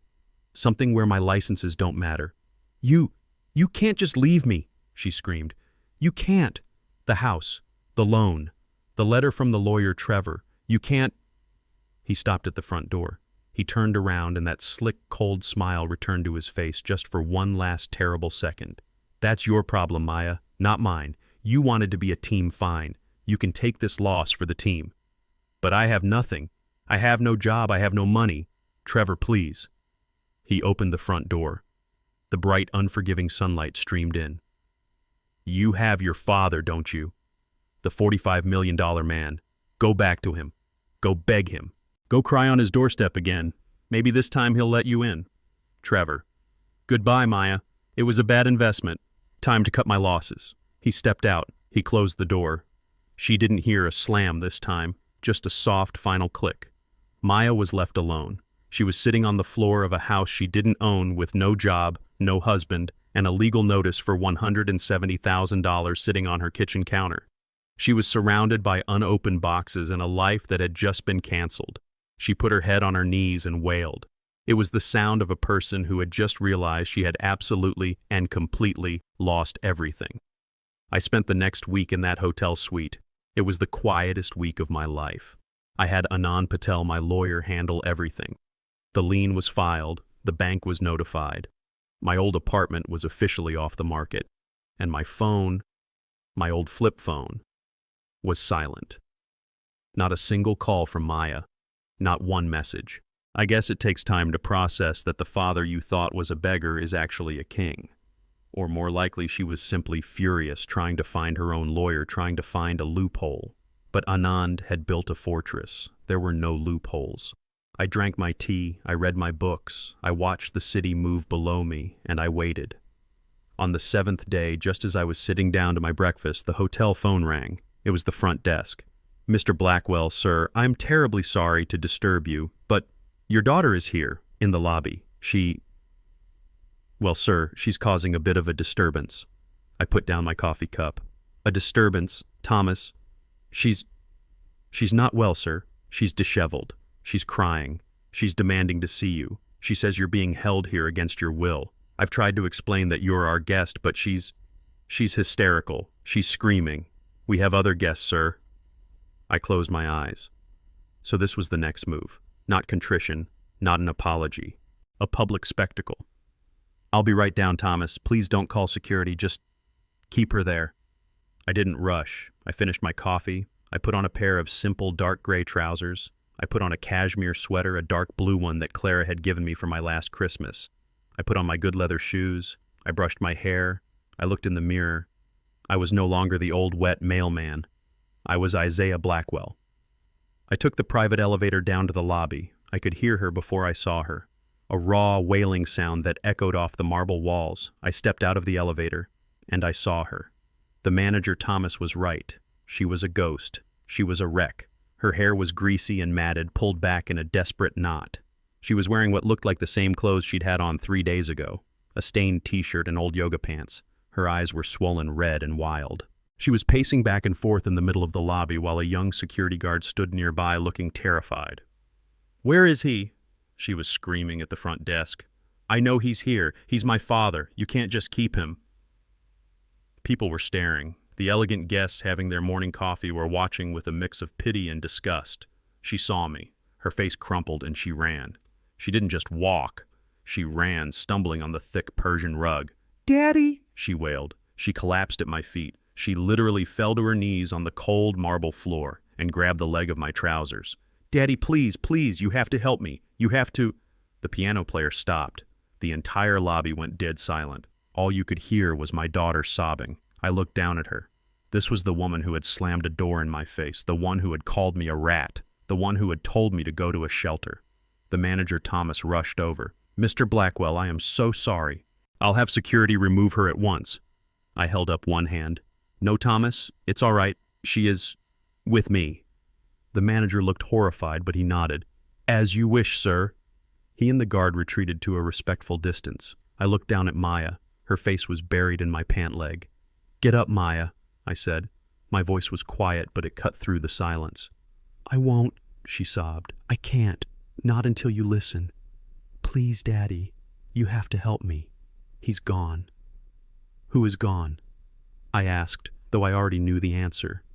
Trevor, she wailed. He's gone. He left me. He packed his bags and he just left. He said, The show was over. He said I was useless. He said I couldn't even keep my own father happy. I see. He tricked me. Daddy, it was all him. He told me you were an easy mark. He told me you were old and confused. He said all we had to do was ask and you'd give us the money. He made me say those things at the door. He said I had to be strong. He said you were a burden. She looked up at me, her face a mess of tears and makeup. It was all him. I never wanted to hurt you. I just wanted him to be happy. I just looked at her. I didn't move. I didn't bend down. I didn't comfort her. And you, I said, my voice cold and flat. You believed him. Yes. I don't know, she cried. He was so confident. He promised me everything. This house, the cars, the life. I just wanted... You just wanted the money, I said. It wasn't a question. It was a statement. No, she yelled. Then her voice cracked. Yes. She whispered, her fight suddenly gone. Yes. I wanted it. I wanted it so badly. I let the silence hang in the air. I let her kneel there. I let the entire lobby watch. Why? I asked, my voice still quiet. Why, Maya, I never raised you to be this way. I raised you to value honesty. I raised you to value work. I raised you to be proud of who we were. Because I hated it, she suddenly screamed, lifting her face to me. It was a cry from the very bottom of her soul. I hated it. I hated being the mailman's daughter. I hated my secondhand clothes. I hated that all my friends at school, their fathers were lawyers and doctors. I hated that they went to Europe for the summer and I went to the public pool. Her voice was raw. I hated that you were always so simple, so proud of being poor. I didn't want to be poor. Daddy, I wanted to be them. She gestured wildly at the elegant people watching us who quickly looked away. And Trevor, she choked out.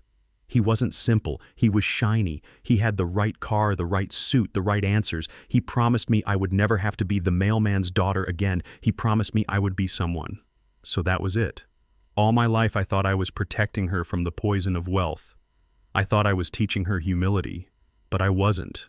I was just making her thirsty for it. I had hidden my success so well I'd made her ashamed of the very thing I was proud of, my simple, honest life. And now look at me, she sobbed, hitting the marble floor with her fist. He's gone. The bank is taking the house. I got a call this morning. A certified letter. The bank is foreclosing. They said my name is on the loan too. I'm bankrupt. I'm ruined. I have nowhere to go. She looked up at me, a horrible, desperate, dawning realization in her eyes. I'm you, she whispered in horror. I'm the person you pretended to be. I'm a broke, homeless person with nowhere to go. She scrambled to her feet. She grabbed the front of my expensive sweater. Daddy, please, she begged. You have to help me. The $45 million, I know you have it. The letter said so. Just give me the money back, the $170,000. I can fix this. I can pay the bank. I didn't move. I just looked at her hands, her beautifully manicured nails digging into my cashmere. I slowly, deliberately unhooked her fingers from my sweater. I took a step back. "So that's it," I said. My voice was quiet, but it cut through the lobby. "You're not here to apologize, Maya. You're not here because you're sorry for what you did. You're here to make another withdrawal." "No," she cried. "No, that's not—" "Get your hands off me," I said. "You're embarrassing yourself, and you're embarrassing me." "I don't care," she shrieked. "I need help. You're my father. You owe me." That was the word. Owe. I owe you nothing. "Maya," I said, "I gave you a life. I gave you my love. I gave you 45 years of my time, and you spat on it. You and that parasite, you slammed the door in my face. You called me a rat. You told me to go to a shelter. I didn't mean it. Yes, you did. You meant every word of it. You just didn't know I was rich when you said it. You thought I was weak. You thought I was junk. You thought the deal was done. You were wrong." I saw the look on her face. The final awful realization. She had failed. The test was over. The money wasn't coming. And just like that, the hysteria vanished. The anger drained away. The performance stopped. She just crumpled. She didn't fall. She just deflated. She stood there in the middle of that opulent lobby, a broken 35-year-old woman in dirty clothes.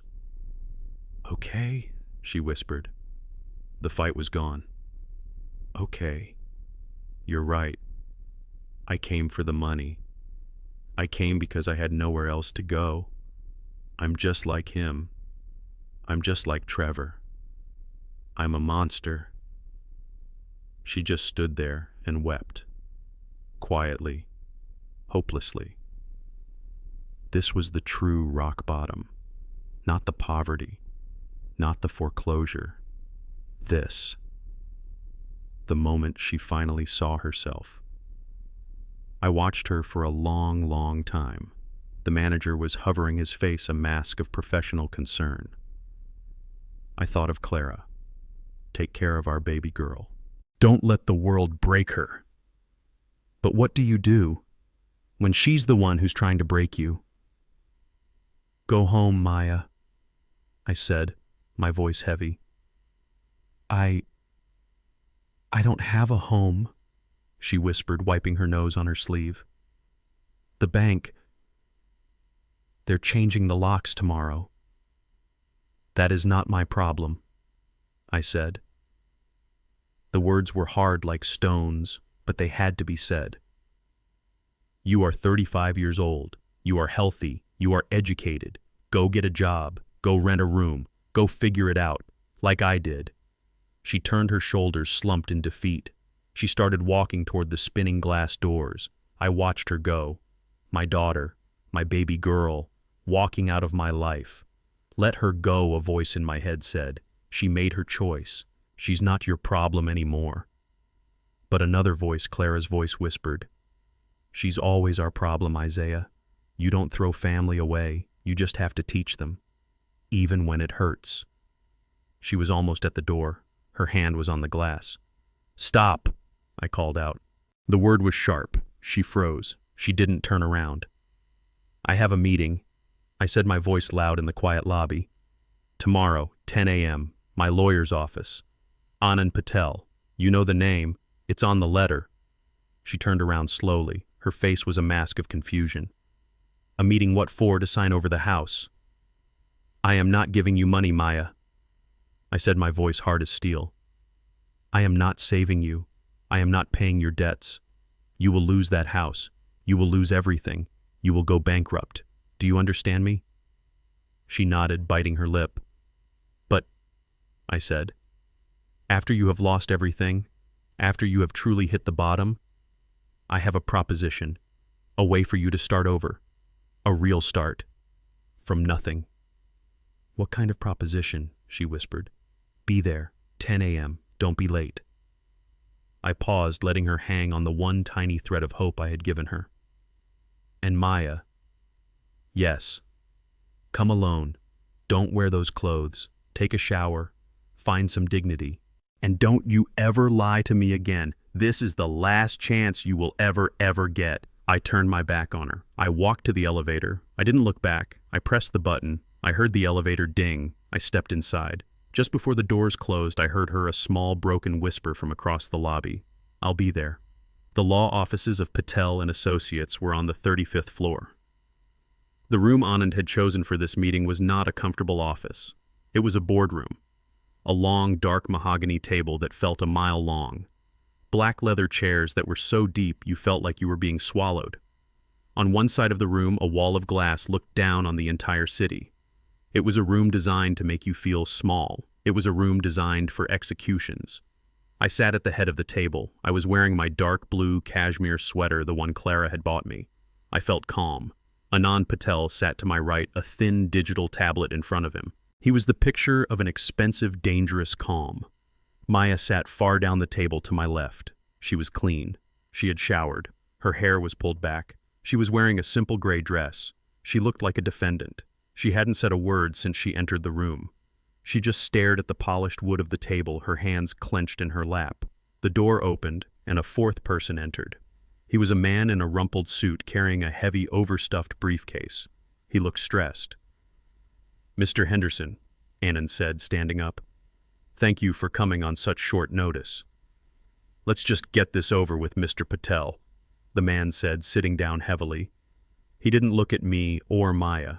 He just opened his briefcase. "This is highly irregular."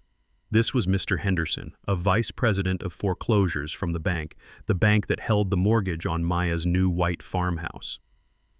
"Irregular, perhaps," Anand said, sitting down, "but necessary. Ms. Blackwell-Davies, this is Mr. Henderson from the bank." "Mr. Henderson, this is my client's daughter, Maya. As we are all here, perhaps you can begin, Mr. Henderson. Please summarize the bank's position for Ms. Blackwell-Davies." Mr. Henderson put on his glasses. He pulled out a thick file. He was all business. He was a man who foreclosed on 6 houses before his morning coffee. "The position is straightforward, ma'am," he said, directing his words at Maya. "You and your husband, Mr. Trevor Davies, secured a mortgage for $620,000 based on a down payment of $170,000. Correct?" Maya just nodded, her throat working. "However," Henderson continued, "a senior lien was filed against the property by IB Holdings last week. This lien is for the amount of your down payment, $170,000 plus accrued interest. This legal action constitutes a catastrophic breach of your mortgage covenants." He looked up at her over the top of his glasses. "Your mortgage agreement states very clearly that if the collateral that is the house is compromised, the bank has the right to accelerate the loan. We are accelerating the loan. The full amount, $620,000 plus fees, is due immediately." Maya's face was white. Immediately. What does that mean?" "It means," Henderson said, his voice flat, "that you are in default. We sent a certified letter to your husband this morning. The bank is foreclosing on the property. We will be taking possession of the asset. An eviction notice will be posted by a sheriff's deputy tomorrow morning at 9 a.m. You will have 48 hours to vacate."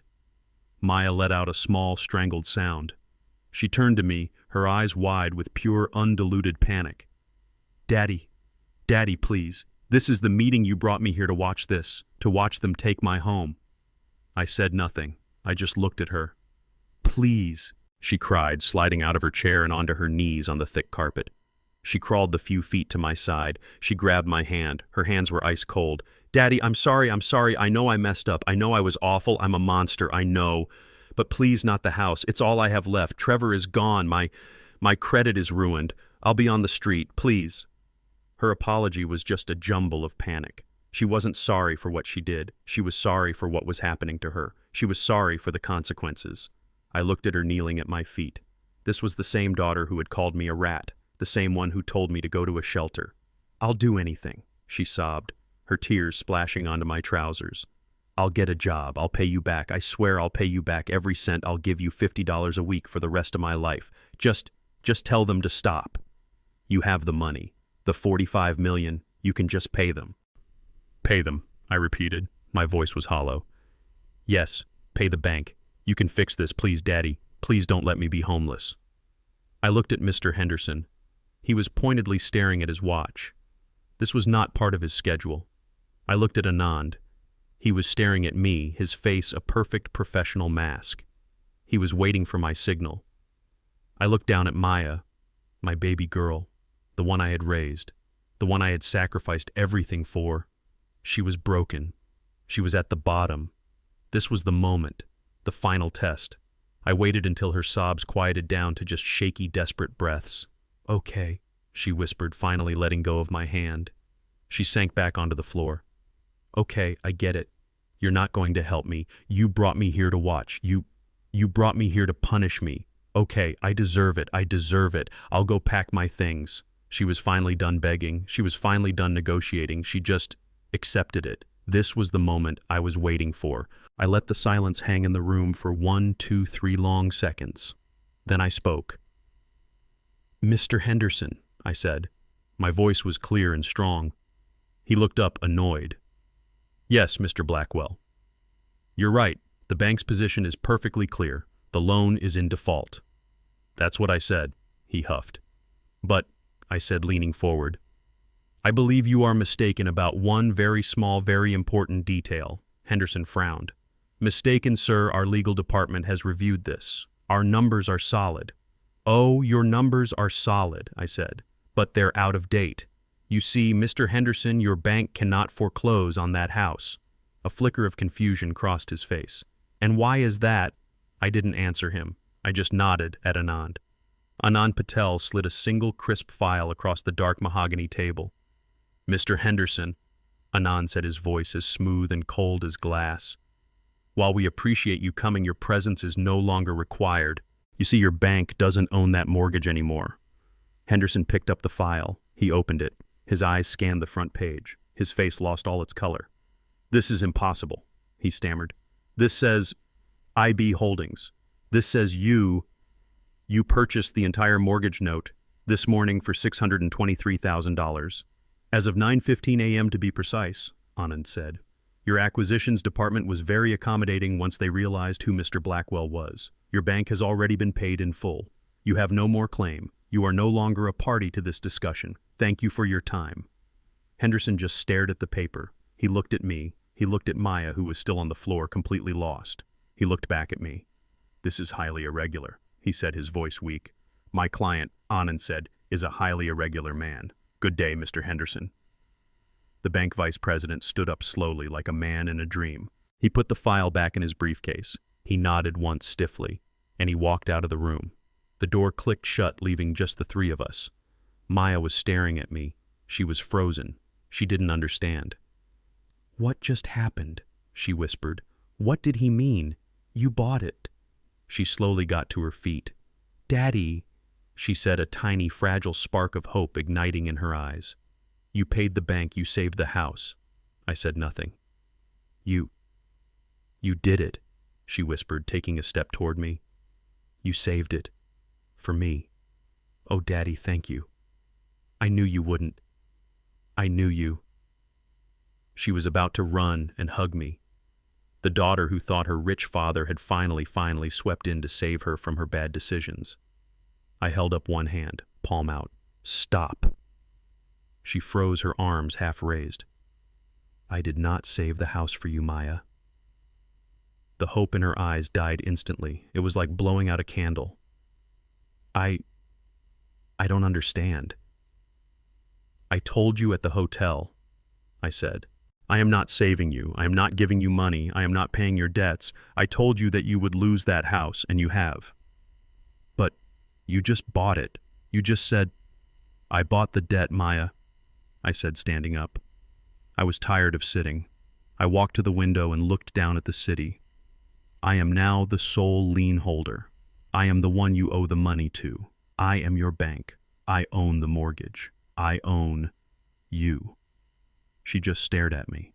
"And," I continued, "I am not giving you this house. I'm not that foolish, not anymore." "Then you're just going to kick me out yourself," she whispered, her voice breaking. "Is that it? You just wanted to be the one to do it?" "You seem to think," I said, turning to face her, "that there are only two options. that I either punish you or I save you, that I'm either the angry old man or the rich fool. I walked back to the table. I am neither. I am doing what I should have done from the very beginning. I am doing what your mother would have wanted. I am taking my name and my money and Clara's memory completely out of your hands. I nodded at Anand. He slid a second file across the table to her. This one was different. It was bound in a simple, elegant blue cover. "What is this?" she asked. That, Anand said, is a quitclaim deed and a charter document. As of 10:15 a.m. this morning, your father, Mr. Isaiah Blackwell, signed over his entire interest in the property, the mortgage, the deed, everything to a new legal entity. The house is no longer his. Maya fumbled with the cover. She opened it. She read the first page. The Clara Blackwell Trust. She read, her voice full of confusion. "What is this? What is the Clara Blackwell Trust?" I looked at my daughter. The daughter who had been corrupted by greed, who had been blinded by dollar signs, who had been willing to throw her own father into the street for a pile of bricks. The Clara Blackwell Trust, I said, my voice finally soft, is a non-profit foundation I established last week. In your mother's name, its mission, its only mission, is to provide transitional housing job training and support for homeless women and families in the city. I pointed to the papers in her hand. "And you, my dear," I said, "are currently sitting in its very first property." Maya looked at the paper. She looked at me. She looked at Anand. She didn't get it. "I don't understand." "Let me be perfectly clear," I said. "You don't have a home. You are not a homeowner. You are not an heiress. As of this moment, Maya, you are a tenant. You are squatting in a house that belongs to a charity." Maya just stood there. The silence in that boardroom was heavier than stone. She wasn't crying anymore. She was just empty. The shock was so profound it had burned away the tears. Charity," she whispered. Her voice was dry like paper. Anand Patel spoke. His voice was no longer smooth. It was the clinical, detached voice of an administrator. "The Clara Blackwell Trust is a registered 501c3 nonprofit organization, Ms. Blackwell Davies. It is now the legal owner of the property at 415 Willow Creek Drive. As Mr. Henderson correctly noted, you have no legal right to be there." I watched her face. I was looking for something. Remorse. Number understanding. Not yet. All I saw was the blank animal confusion of a creature caught in a trap it never saw. She still thought this was a game. She still thought she could negotiate. "But it's me," she said, her voice rising just a little, a desperate, childish whine. "I'm your daughter, and that's Mom's name, the Clara Blackwell Trust. She wouldn't want this. She wouldn't want to see me homeless." That was the wrong card to play, using Clara, using the memory of the woman she had helped Trevor disrespect. The cold anger I had felt on that rainy doorstep, the anger I had held down for 40 years, it returned. I spoke. My voice was very, very quiet. "Don't you dare speak her name." Maya flinched as if I had struck her. "You don't get to use her name as a shield, Maya. Not after what you did, not after what you've become. Your mother saved $60 by giving up a dress she loved. She saved $1,000 by taking the bus in the snow. She put every dream she ever had into that fund, the fund you and your husband tried to steal." I stood up from my chair at the head of the table. "You didn't just spit on me, Maya. You spat on her memory. The Clara Blackwell Trust is not for you. It's to protect her legacy from you." "So that's it," Maya whispered, looking at Anand, then back at me. "I'm just out tomorrow with the 48-hour notice from the bank." "The bank is no longer involved," Anand said, his tone neutral.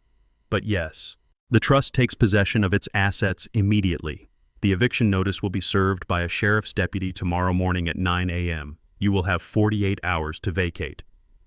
"So I'm homeless," Maya stated. It was a fact. "Yes," I said. "You are. Just like you screamed at me to be. You're broke. You're in debt. You have no husband. You have no house. You have no job. You are, for the first time in your 35 years of life, completely and totally on your own." I walked over to the window, looking down at the city below. "Welcome to the bottom, Maya. How does it feel?" She just stared at me. The reality was finally sinking in. This wasn't a punishment. This was just the truth. She didn't cry. She just nodded. A small, jerky, defeated movement. "Okay," she whispered. "Okay, I get it. You win. You wanted to punish me. You did. I'll be out by tomorrow." She turned to leave, her shoulders slumped. She was accepting the consequence. This was the moment, the exact moment I was waiting for. "However," Anand Patel said, his voice cutting through the silence. Maya stopped her hand on the massive boardroom doorknob. She turned around slowly. "The trust," Anand continued, looking down at his digital tablet, "is not an unreasonable entity. We are a charity after all. And you, Ms. Blackwell Davies, you are a person in a desperate housing situation. You fit our criteria." Maya's face was a mask of confusion. "What does that mean?" I turned from the window. "It means the trust. Maya is willing to rent you the house." Her jaw dropped.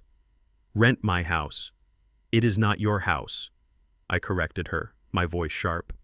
"It has never been your house. It is the trust's house. And yes, you can stay as a tenant, not as an owner, not as an heiress, as a tenant, with a lease and monthly payments." "Rent," she stammered. "But with what money? I don't have a job. Trevor, he took all the credit cards. The bank accounts are frozen.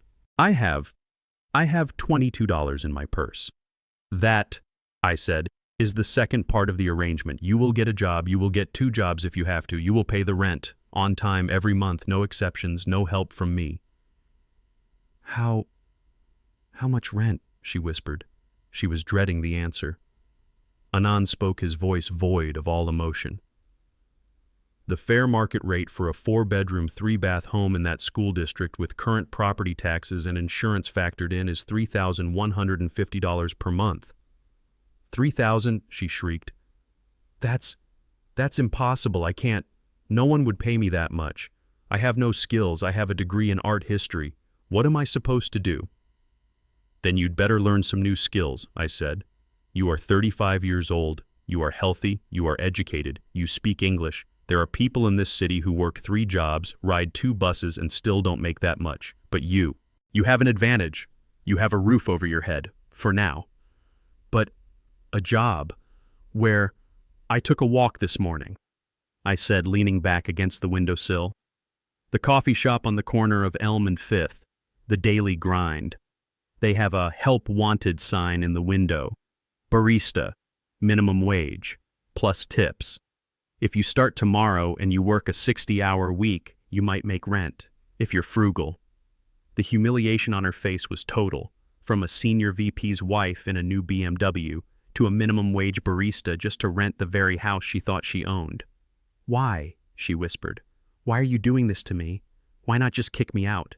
This is cruel. It's torture. Cruel."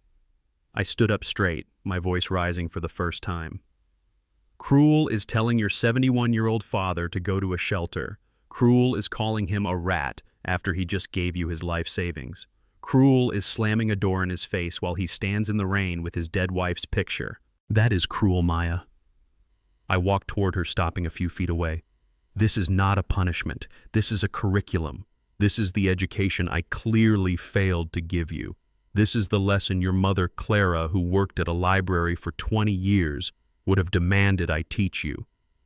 She flinched at the mention of her mother. "This is your one and only chance, Maya," I said, my voice low. "It's the last one you're going to get from me. You will learn what it means to work. You will learn what it feels like to earn $1 instead of just taking one. You will learn the value of a roof over your head because you will pay for it yourself. You will learn humility. You will learn respect." I paused, letting the words sink in. "Or you will fail, and you will end up in the shelter you so casually recommended for me. The choice is yours. The trust doesn't care either way. It's just an asset." I nodded at Anand. He picked up a new thin folder from the table. It wasn't the fancy leather-bound one. It was a standard cheap blue folder. He slid it across the table toward her. "A standard 1-year lease agreement," Anand said. First month's rent due in 30 days. There is no security deposit as the trust is a charitable organization. Consider that your only gift. I looked at my daughter, the woman who had tried to destroy me. She was trembling. She looked at the cheap blue folder. She looked at me. I saw a war in her eyes, the pride, the humiliation, the blind, furious anger of a spoiled child. She wanted to scream. She wanted to throw the folder in my face. But then I saw that pride break. It was replaced by the cold, hard, desperate terror of having absolutely nothing, of being $22 and 48 hours away from the street. She had no choice. We both knew it. She walked to the table. Her hand was shaking so badly she could barely pick up the cheap plastic pen Anand had left there. She didn't read the terms. She didn't try to negotiate. She just flipped to the last page and signed her name on the tenant line. "I'll start at the coffee shop tomorrow," she whispered. "Good," I said, turning back to the window. "Your first rent payment is due in 30 days. Do not be late. The trust is very strict about its accounts." She wouldn't look at me. She just clutched her copy of the lease and walked out of the boardroom. The door clicked shut, leaving Anand and me alone in the vast, silent room. He watched her go. "That was difficult, Isaiah. Are you sure she has it in her?" "She's my daughter, Anand," I said, watching her small, defeated figure disappear down the hall. "She's also my greatest failure. I'm just trying to fix that." "And the $45 million your inheritance for her?" he asked. "It stays where it is, in the trust. This isn't about the money. It never was." I wasn't sure if she'd make it. I wasn't sure if she had the strength. Part of me, a small dark part, almost hoped she would fail. But a bigger part, the part that still held Clara's memory, hoped she would learn. I had just shown her that she was already broken. And now she had to learn to put the pieces back together. By herself. The hard way. The only way that matters. 6 months passed. 6 months of silence. The seasons changed. The cold, wet November rain had long since vanished. Now it was May. The city was warm. The trees on my street were full of new green leaves. I received 6 rent checks. They arrived at Anand Patel's office on the 1st of every month. Never a day late. Always for the exact amount. $3,150. Anand told me they were always money orders purchased with cash from a grocery store. She had never called me. She had never asked for help. She had never missed a payment. I decided it was time. Anand had drafted a clause in the lease agreement that allowed for a semi-annual inspection of the property. It was a standard clause meant for any tenant. But we both knew it was really for her. It was a check-in. I didn't drive one of the quiet, expensive cars Anand kept for me. I didn't take a cab from the Grand Royale. I went to my old dusty storage unit. I got into my old car, a 1998 Buick LeSabre. It smelled like dust and old vinyl. It sputtered to life on the 3rd try. I drove myself. I drove out of the city toward the suburbs. The neighborhood looked the same. The big white identical houses still stood too close together. But hers, 415 Willow Creek Drive, it was different. Trevor's BMW was gone. In its place, parked in the driveway, was a battered 15-year-old blue Toyota Camry. There was a long gray smear of duct tape holding the back bumper on. The yard, the mud patch, was gone. In its place was a patchy, uneven lawn. Someone had tried to mow it, but they'd missed a few spots. And by the front steps, in 2 cheap terracotta pots, someone had planted marigolds. They were small, bright orange and struggling. But they were alive. I parked the old Buick at the curb. I walked up the concrete path. I rang the bell. I waited. I didn't hear any loud music. I didn't hear any laughter. I just heard a dog bark somewhere down the street. I heard the sound of the deadbolt being unlatched. The door opened. It was Maya. But it wasn't Maya. Her hair was cut short in a simple, practical bob. There were no expensive blonde highlights. It was just its natural, plain brown color. She was thin, thinner than I had ever seen her. There were dark circles under her eyes. She was wearing a polo shirt, a faded, awful shade of coffee brown. It had a logo stitched on the breast pocket, The Daily Grind, with a little cartoon steaming cup. She had a matching brown apron tied around her waist, stained with something. She saw me. She didn't cry. She didn't scream. She didn't beg. She just looked tired. so incredibly tired. "Dad," she said. Her voice was quiet. "You're here." "I'm here for the inspection, Maya," I said. My voice was official. "For the trust. I'm required to look at the property." She just nodded. "The inspection? Right, of course." She stepped back from the door. "Come in." I stepped inside. The change was shocking. The grand two-story foyer, it was empty.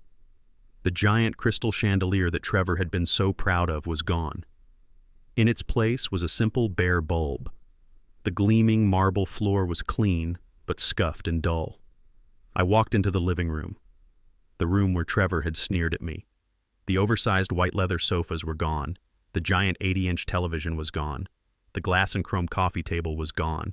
In its place was a lumpy floral print sofa that I recognized from the Goodwill donation center. It was clean, but the fabric was worn thin on the arms. There was a small 20-inch television sitting on a stack of milk crates. The house was clean, spotless in fact, but it was barren. It was an empty, echoing box. "You sold everything," I said. It was the only thing I could think of to say. "I had to," she replied. She didn't make excuses. "The rent. $3,000. It's a lot." She walked into the kitchen and I followed. The furniture, the big stuff. It was all leased in Trevor's name. When he left, the rental company came and took all of it. The sofa.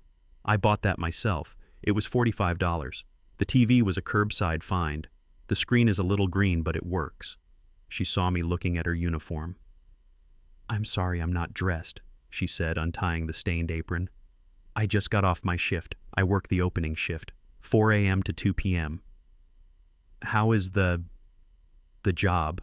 I asked. A small, bitter smile touched her lips. "It's hard. It's really hard. It's really..." She walked to the sink and filled a simple glass with tap water.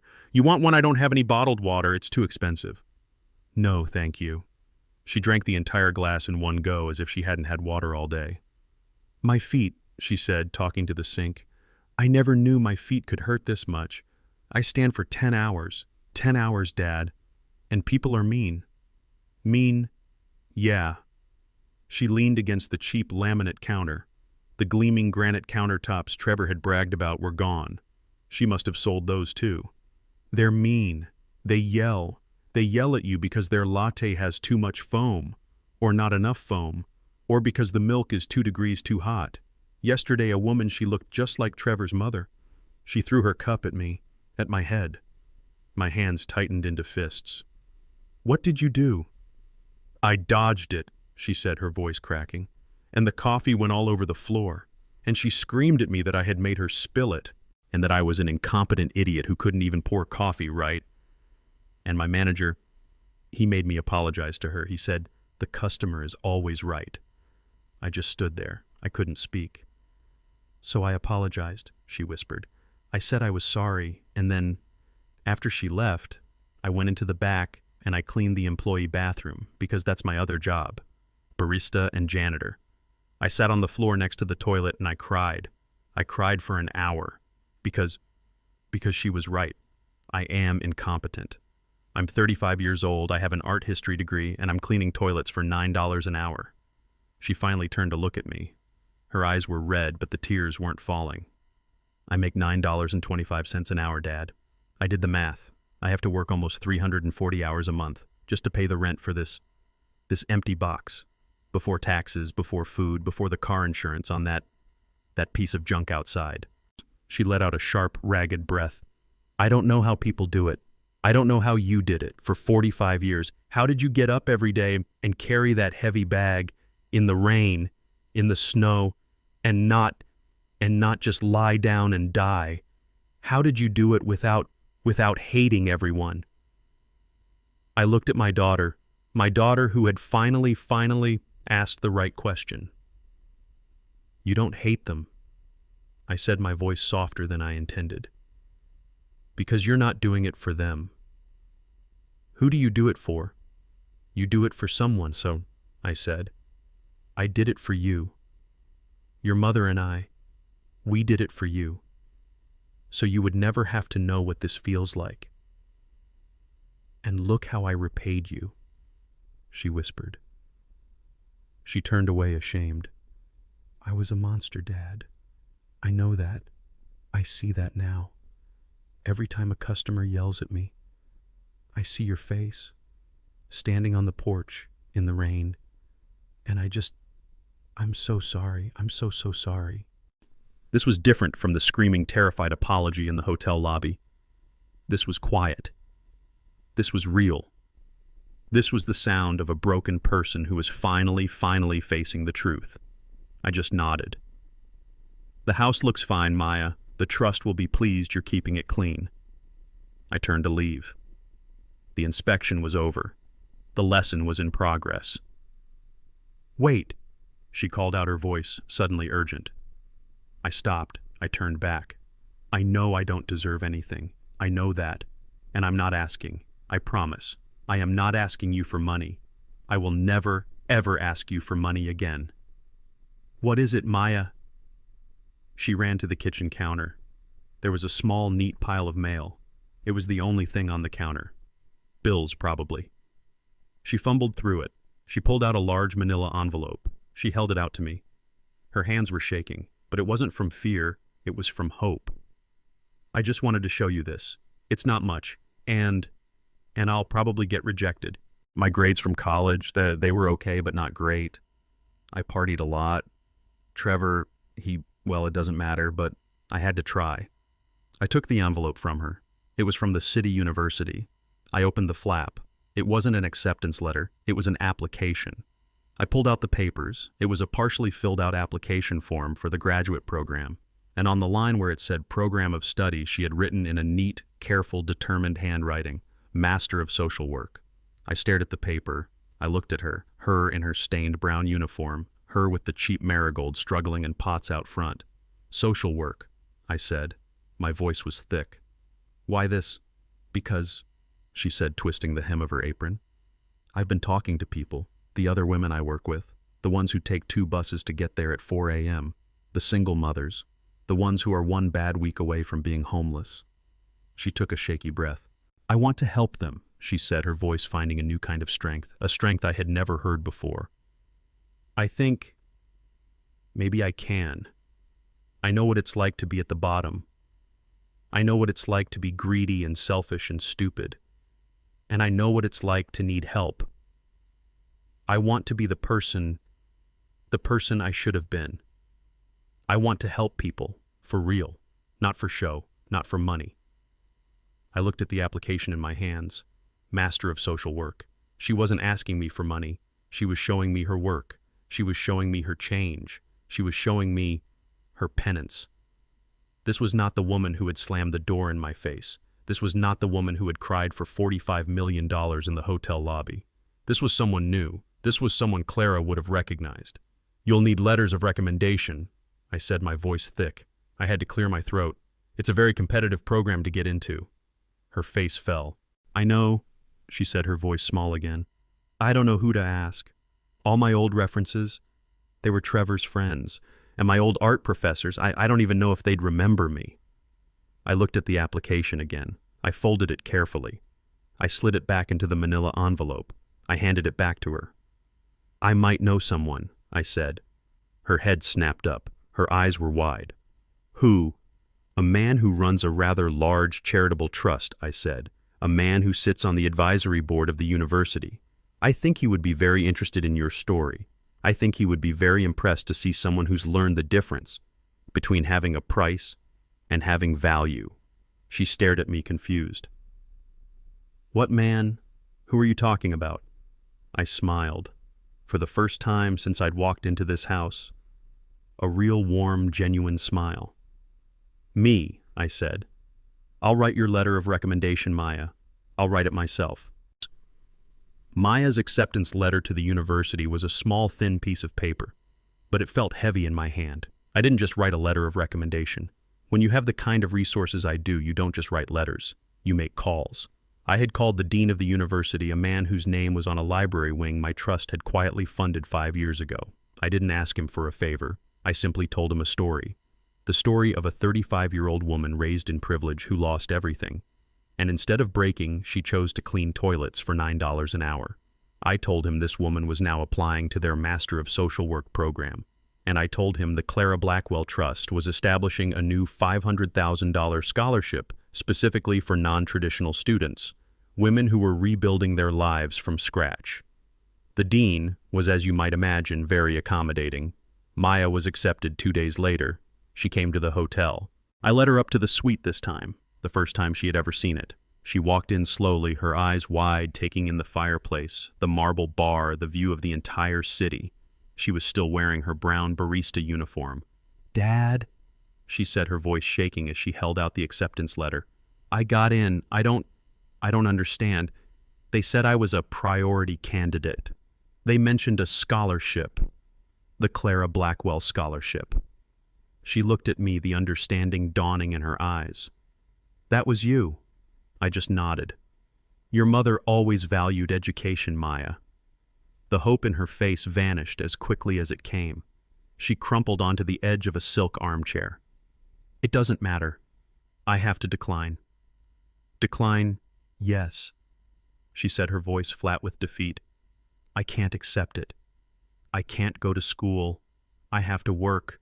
The rent, the house. I did the math again. I have to work 65 hours a week, Dad. 65, just to pay the rent and the utilities. I can't be a full-time student and work 65 hours a week. It's impossible. I have to turn it down." "I see," I said. "So you'll just stay at the coffee shop?" "I have to," she said, her voice cracking. "It's the consequence, right? It's the lesson. I accept it." "No, you don't," I said. She looked up confused. "What?" "You don't have to decline the offer, Maya, and I am not going to pay your rent for you." "Then I don't understand." "Anand Patel is on his way up. The trust, it has a new proposal for you, a job offer." Anand arrived exactly 10 minutes later. He was not the cold, detached lawyer from the boardroom. He was smiling, a warm, genuine smile. He shook Maya's hand. "Ms. Blackwell Davies, or should I say Ms. Blackwell, I hear Mr. Davies has officially signed the divorce papers." "He has," Maya whispered, her eyes on the floor. "Good. Then, Ms. Blackwell, congratulations on your acceptance to the university. The board of the Clara Blackwell Trust is very, very impressed." Maya looked completely lost. "The board, you told them about me, about the coffee shop. They've been monitoring your progress very closely," Anand said. "You have not missed a single rent payment. You have maintained the property impeccably. You have held down a grueling minimum wage job for 6 months without a single complaint. You have not asked your father for $1. You have shown grit. You have shown character." I just sat back sipping my tea. This was Anand's show. "The trust," Anand continued, "has a logistical problem. We have just this week acquired 5 other properties from bank foreclosures. We are moving faster than we anticipated. We need a manager, a property manager." Maya just stared at him. "A what?" "We need someone to oversee these properties, someone to coordinate the repairs, the cleaning, the placement of tenants, someone to work with the social workers, like the one you are about to become. We need someone who understands the mission. We need someone who knows what it's like to be one bad week away from the street." He slid a new thin folder across the coffee table. "We are offering you the position, Ms. Blackwell, property manager for the Clara Blackwell Trust." Maya looked at me, her face pale with shock, then back at Anand. "You're offering me a job." "We are," Anand said. "It's a full-time position. It comes with a salary, a fair one. Not a Trevor salary, you understand, but a good, solid, respectable salary, enough to live on, enough to raise a child on, enough to pay for your books and your tuition." "A salary," she whispered. "But the rent, the house. Even with a salary, I can't work a full-time job, go to school full-time, and pay $3,000 in rent." "Ah," Anand said, his smile widening. "That is the best part of the offer. The house at 415 Willow Creek. That is part of the job." Maya's mouth opened, but no sound came out. "I don't understand," she finally managed to say. "The house at 415 Willow Creek," I said, finally speaking up. "It's too big for you, Maya. It's an empty, echoing box. It's a waste of space. But it's perfect as a headquarters." "A headquarters?" It is the first official Clara Blackwell Trust home, I said. A transitional home for women and children, women running from men like Trevor, women who have nowhere else to go. The other 5 properties will be secondary units, but that house, your house, will be the main base. Your job, Maya, Anand said, tapping the folder, will be to live there. You will be the resident manager. You will live in the master suite rent-free. That is part of your compensation. Your work will be to turn the other bedrooms into safe, clean, welcoming spaces. Your work will be to coordinate with the social workers. Your work will be to use your education, the one you are about to get, to help those women find jobs, to help them find dignity, to help them, like the barista at the coffee shop, rebuild their lives. Maya finally broke. She didn't wail like she did in the lobby. She didn't shriek like she did on the doorstep. She sat back on that silk sofa, put her face in her hands, and she wept.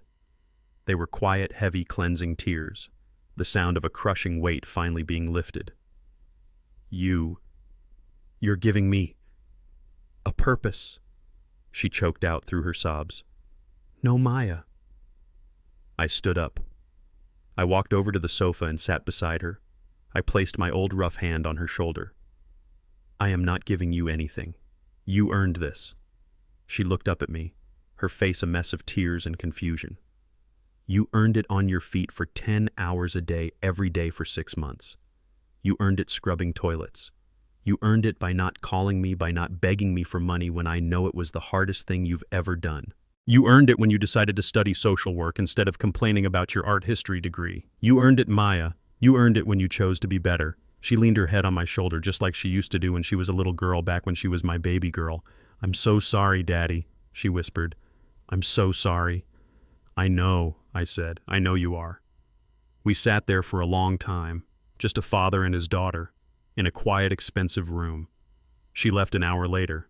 She didn't take a cab. She said she was going to take the bus. She had the job contract in her bag. She was terrified. She was excited. She was new. Anand stayed behind, packing his briefcase. That was a risky move, Isaiah, he said quietly, giving her that much responsibility, that much trust. It's the only way, Anand, the only way she'll truly heal. You can't just teach someone a lesson. You have to let them live the lesson. He nodded.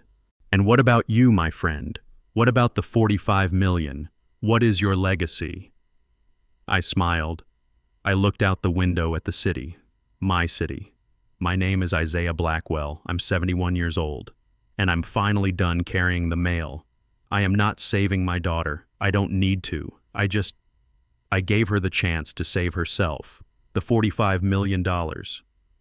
It's all going to the trust when I pass. Every last cent. Maya will never inherit it. She will never be a rich woman in the way Trevor understands the word. But she will have a home. She will have a purpose. She will have a good, solid job that she earned. She will spend the rest of her life helping people who are just like she was.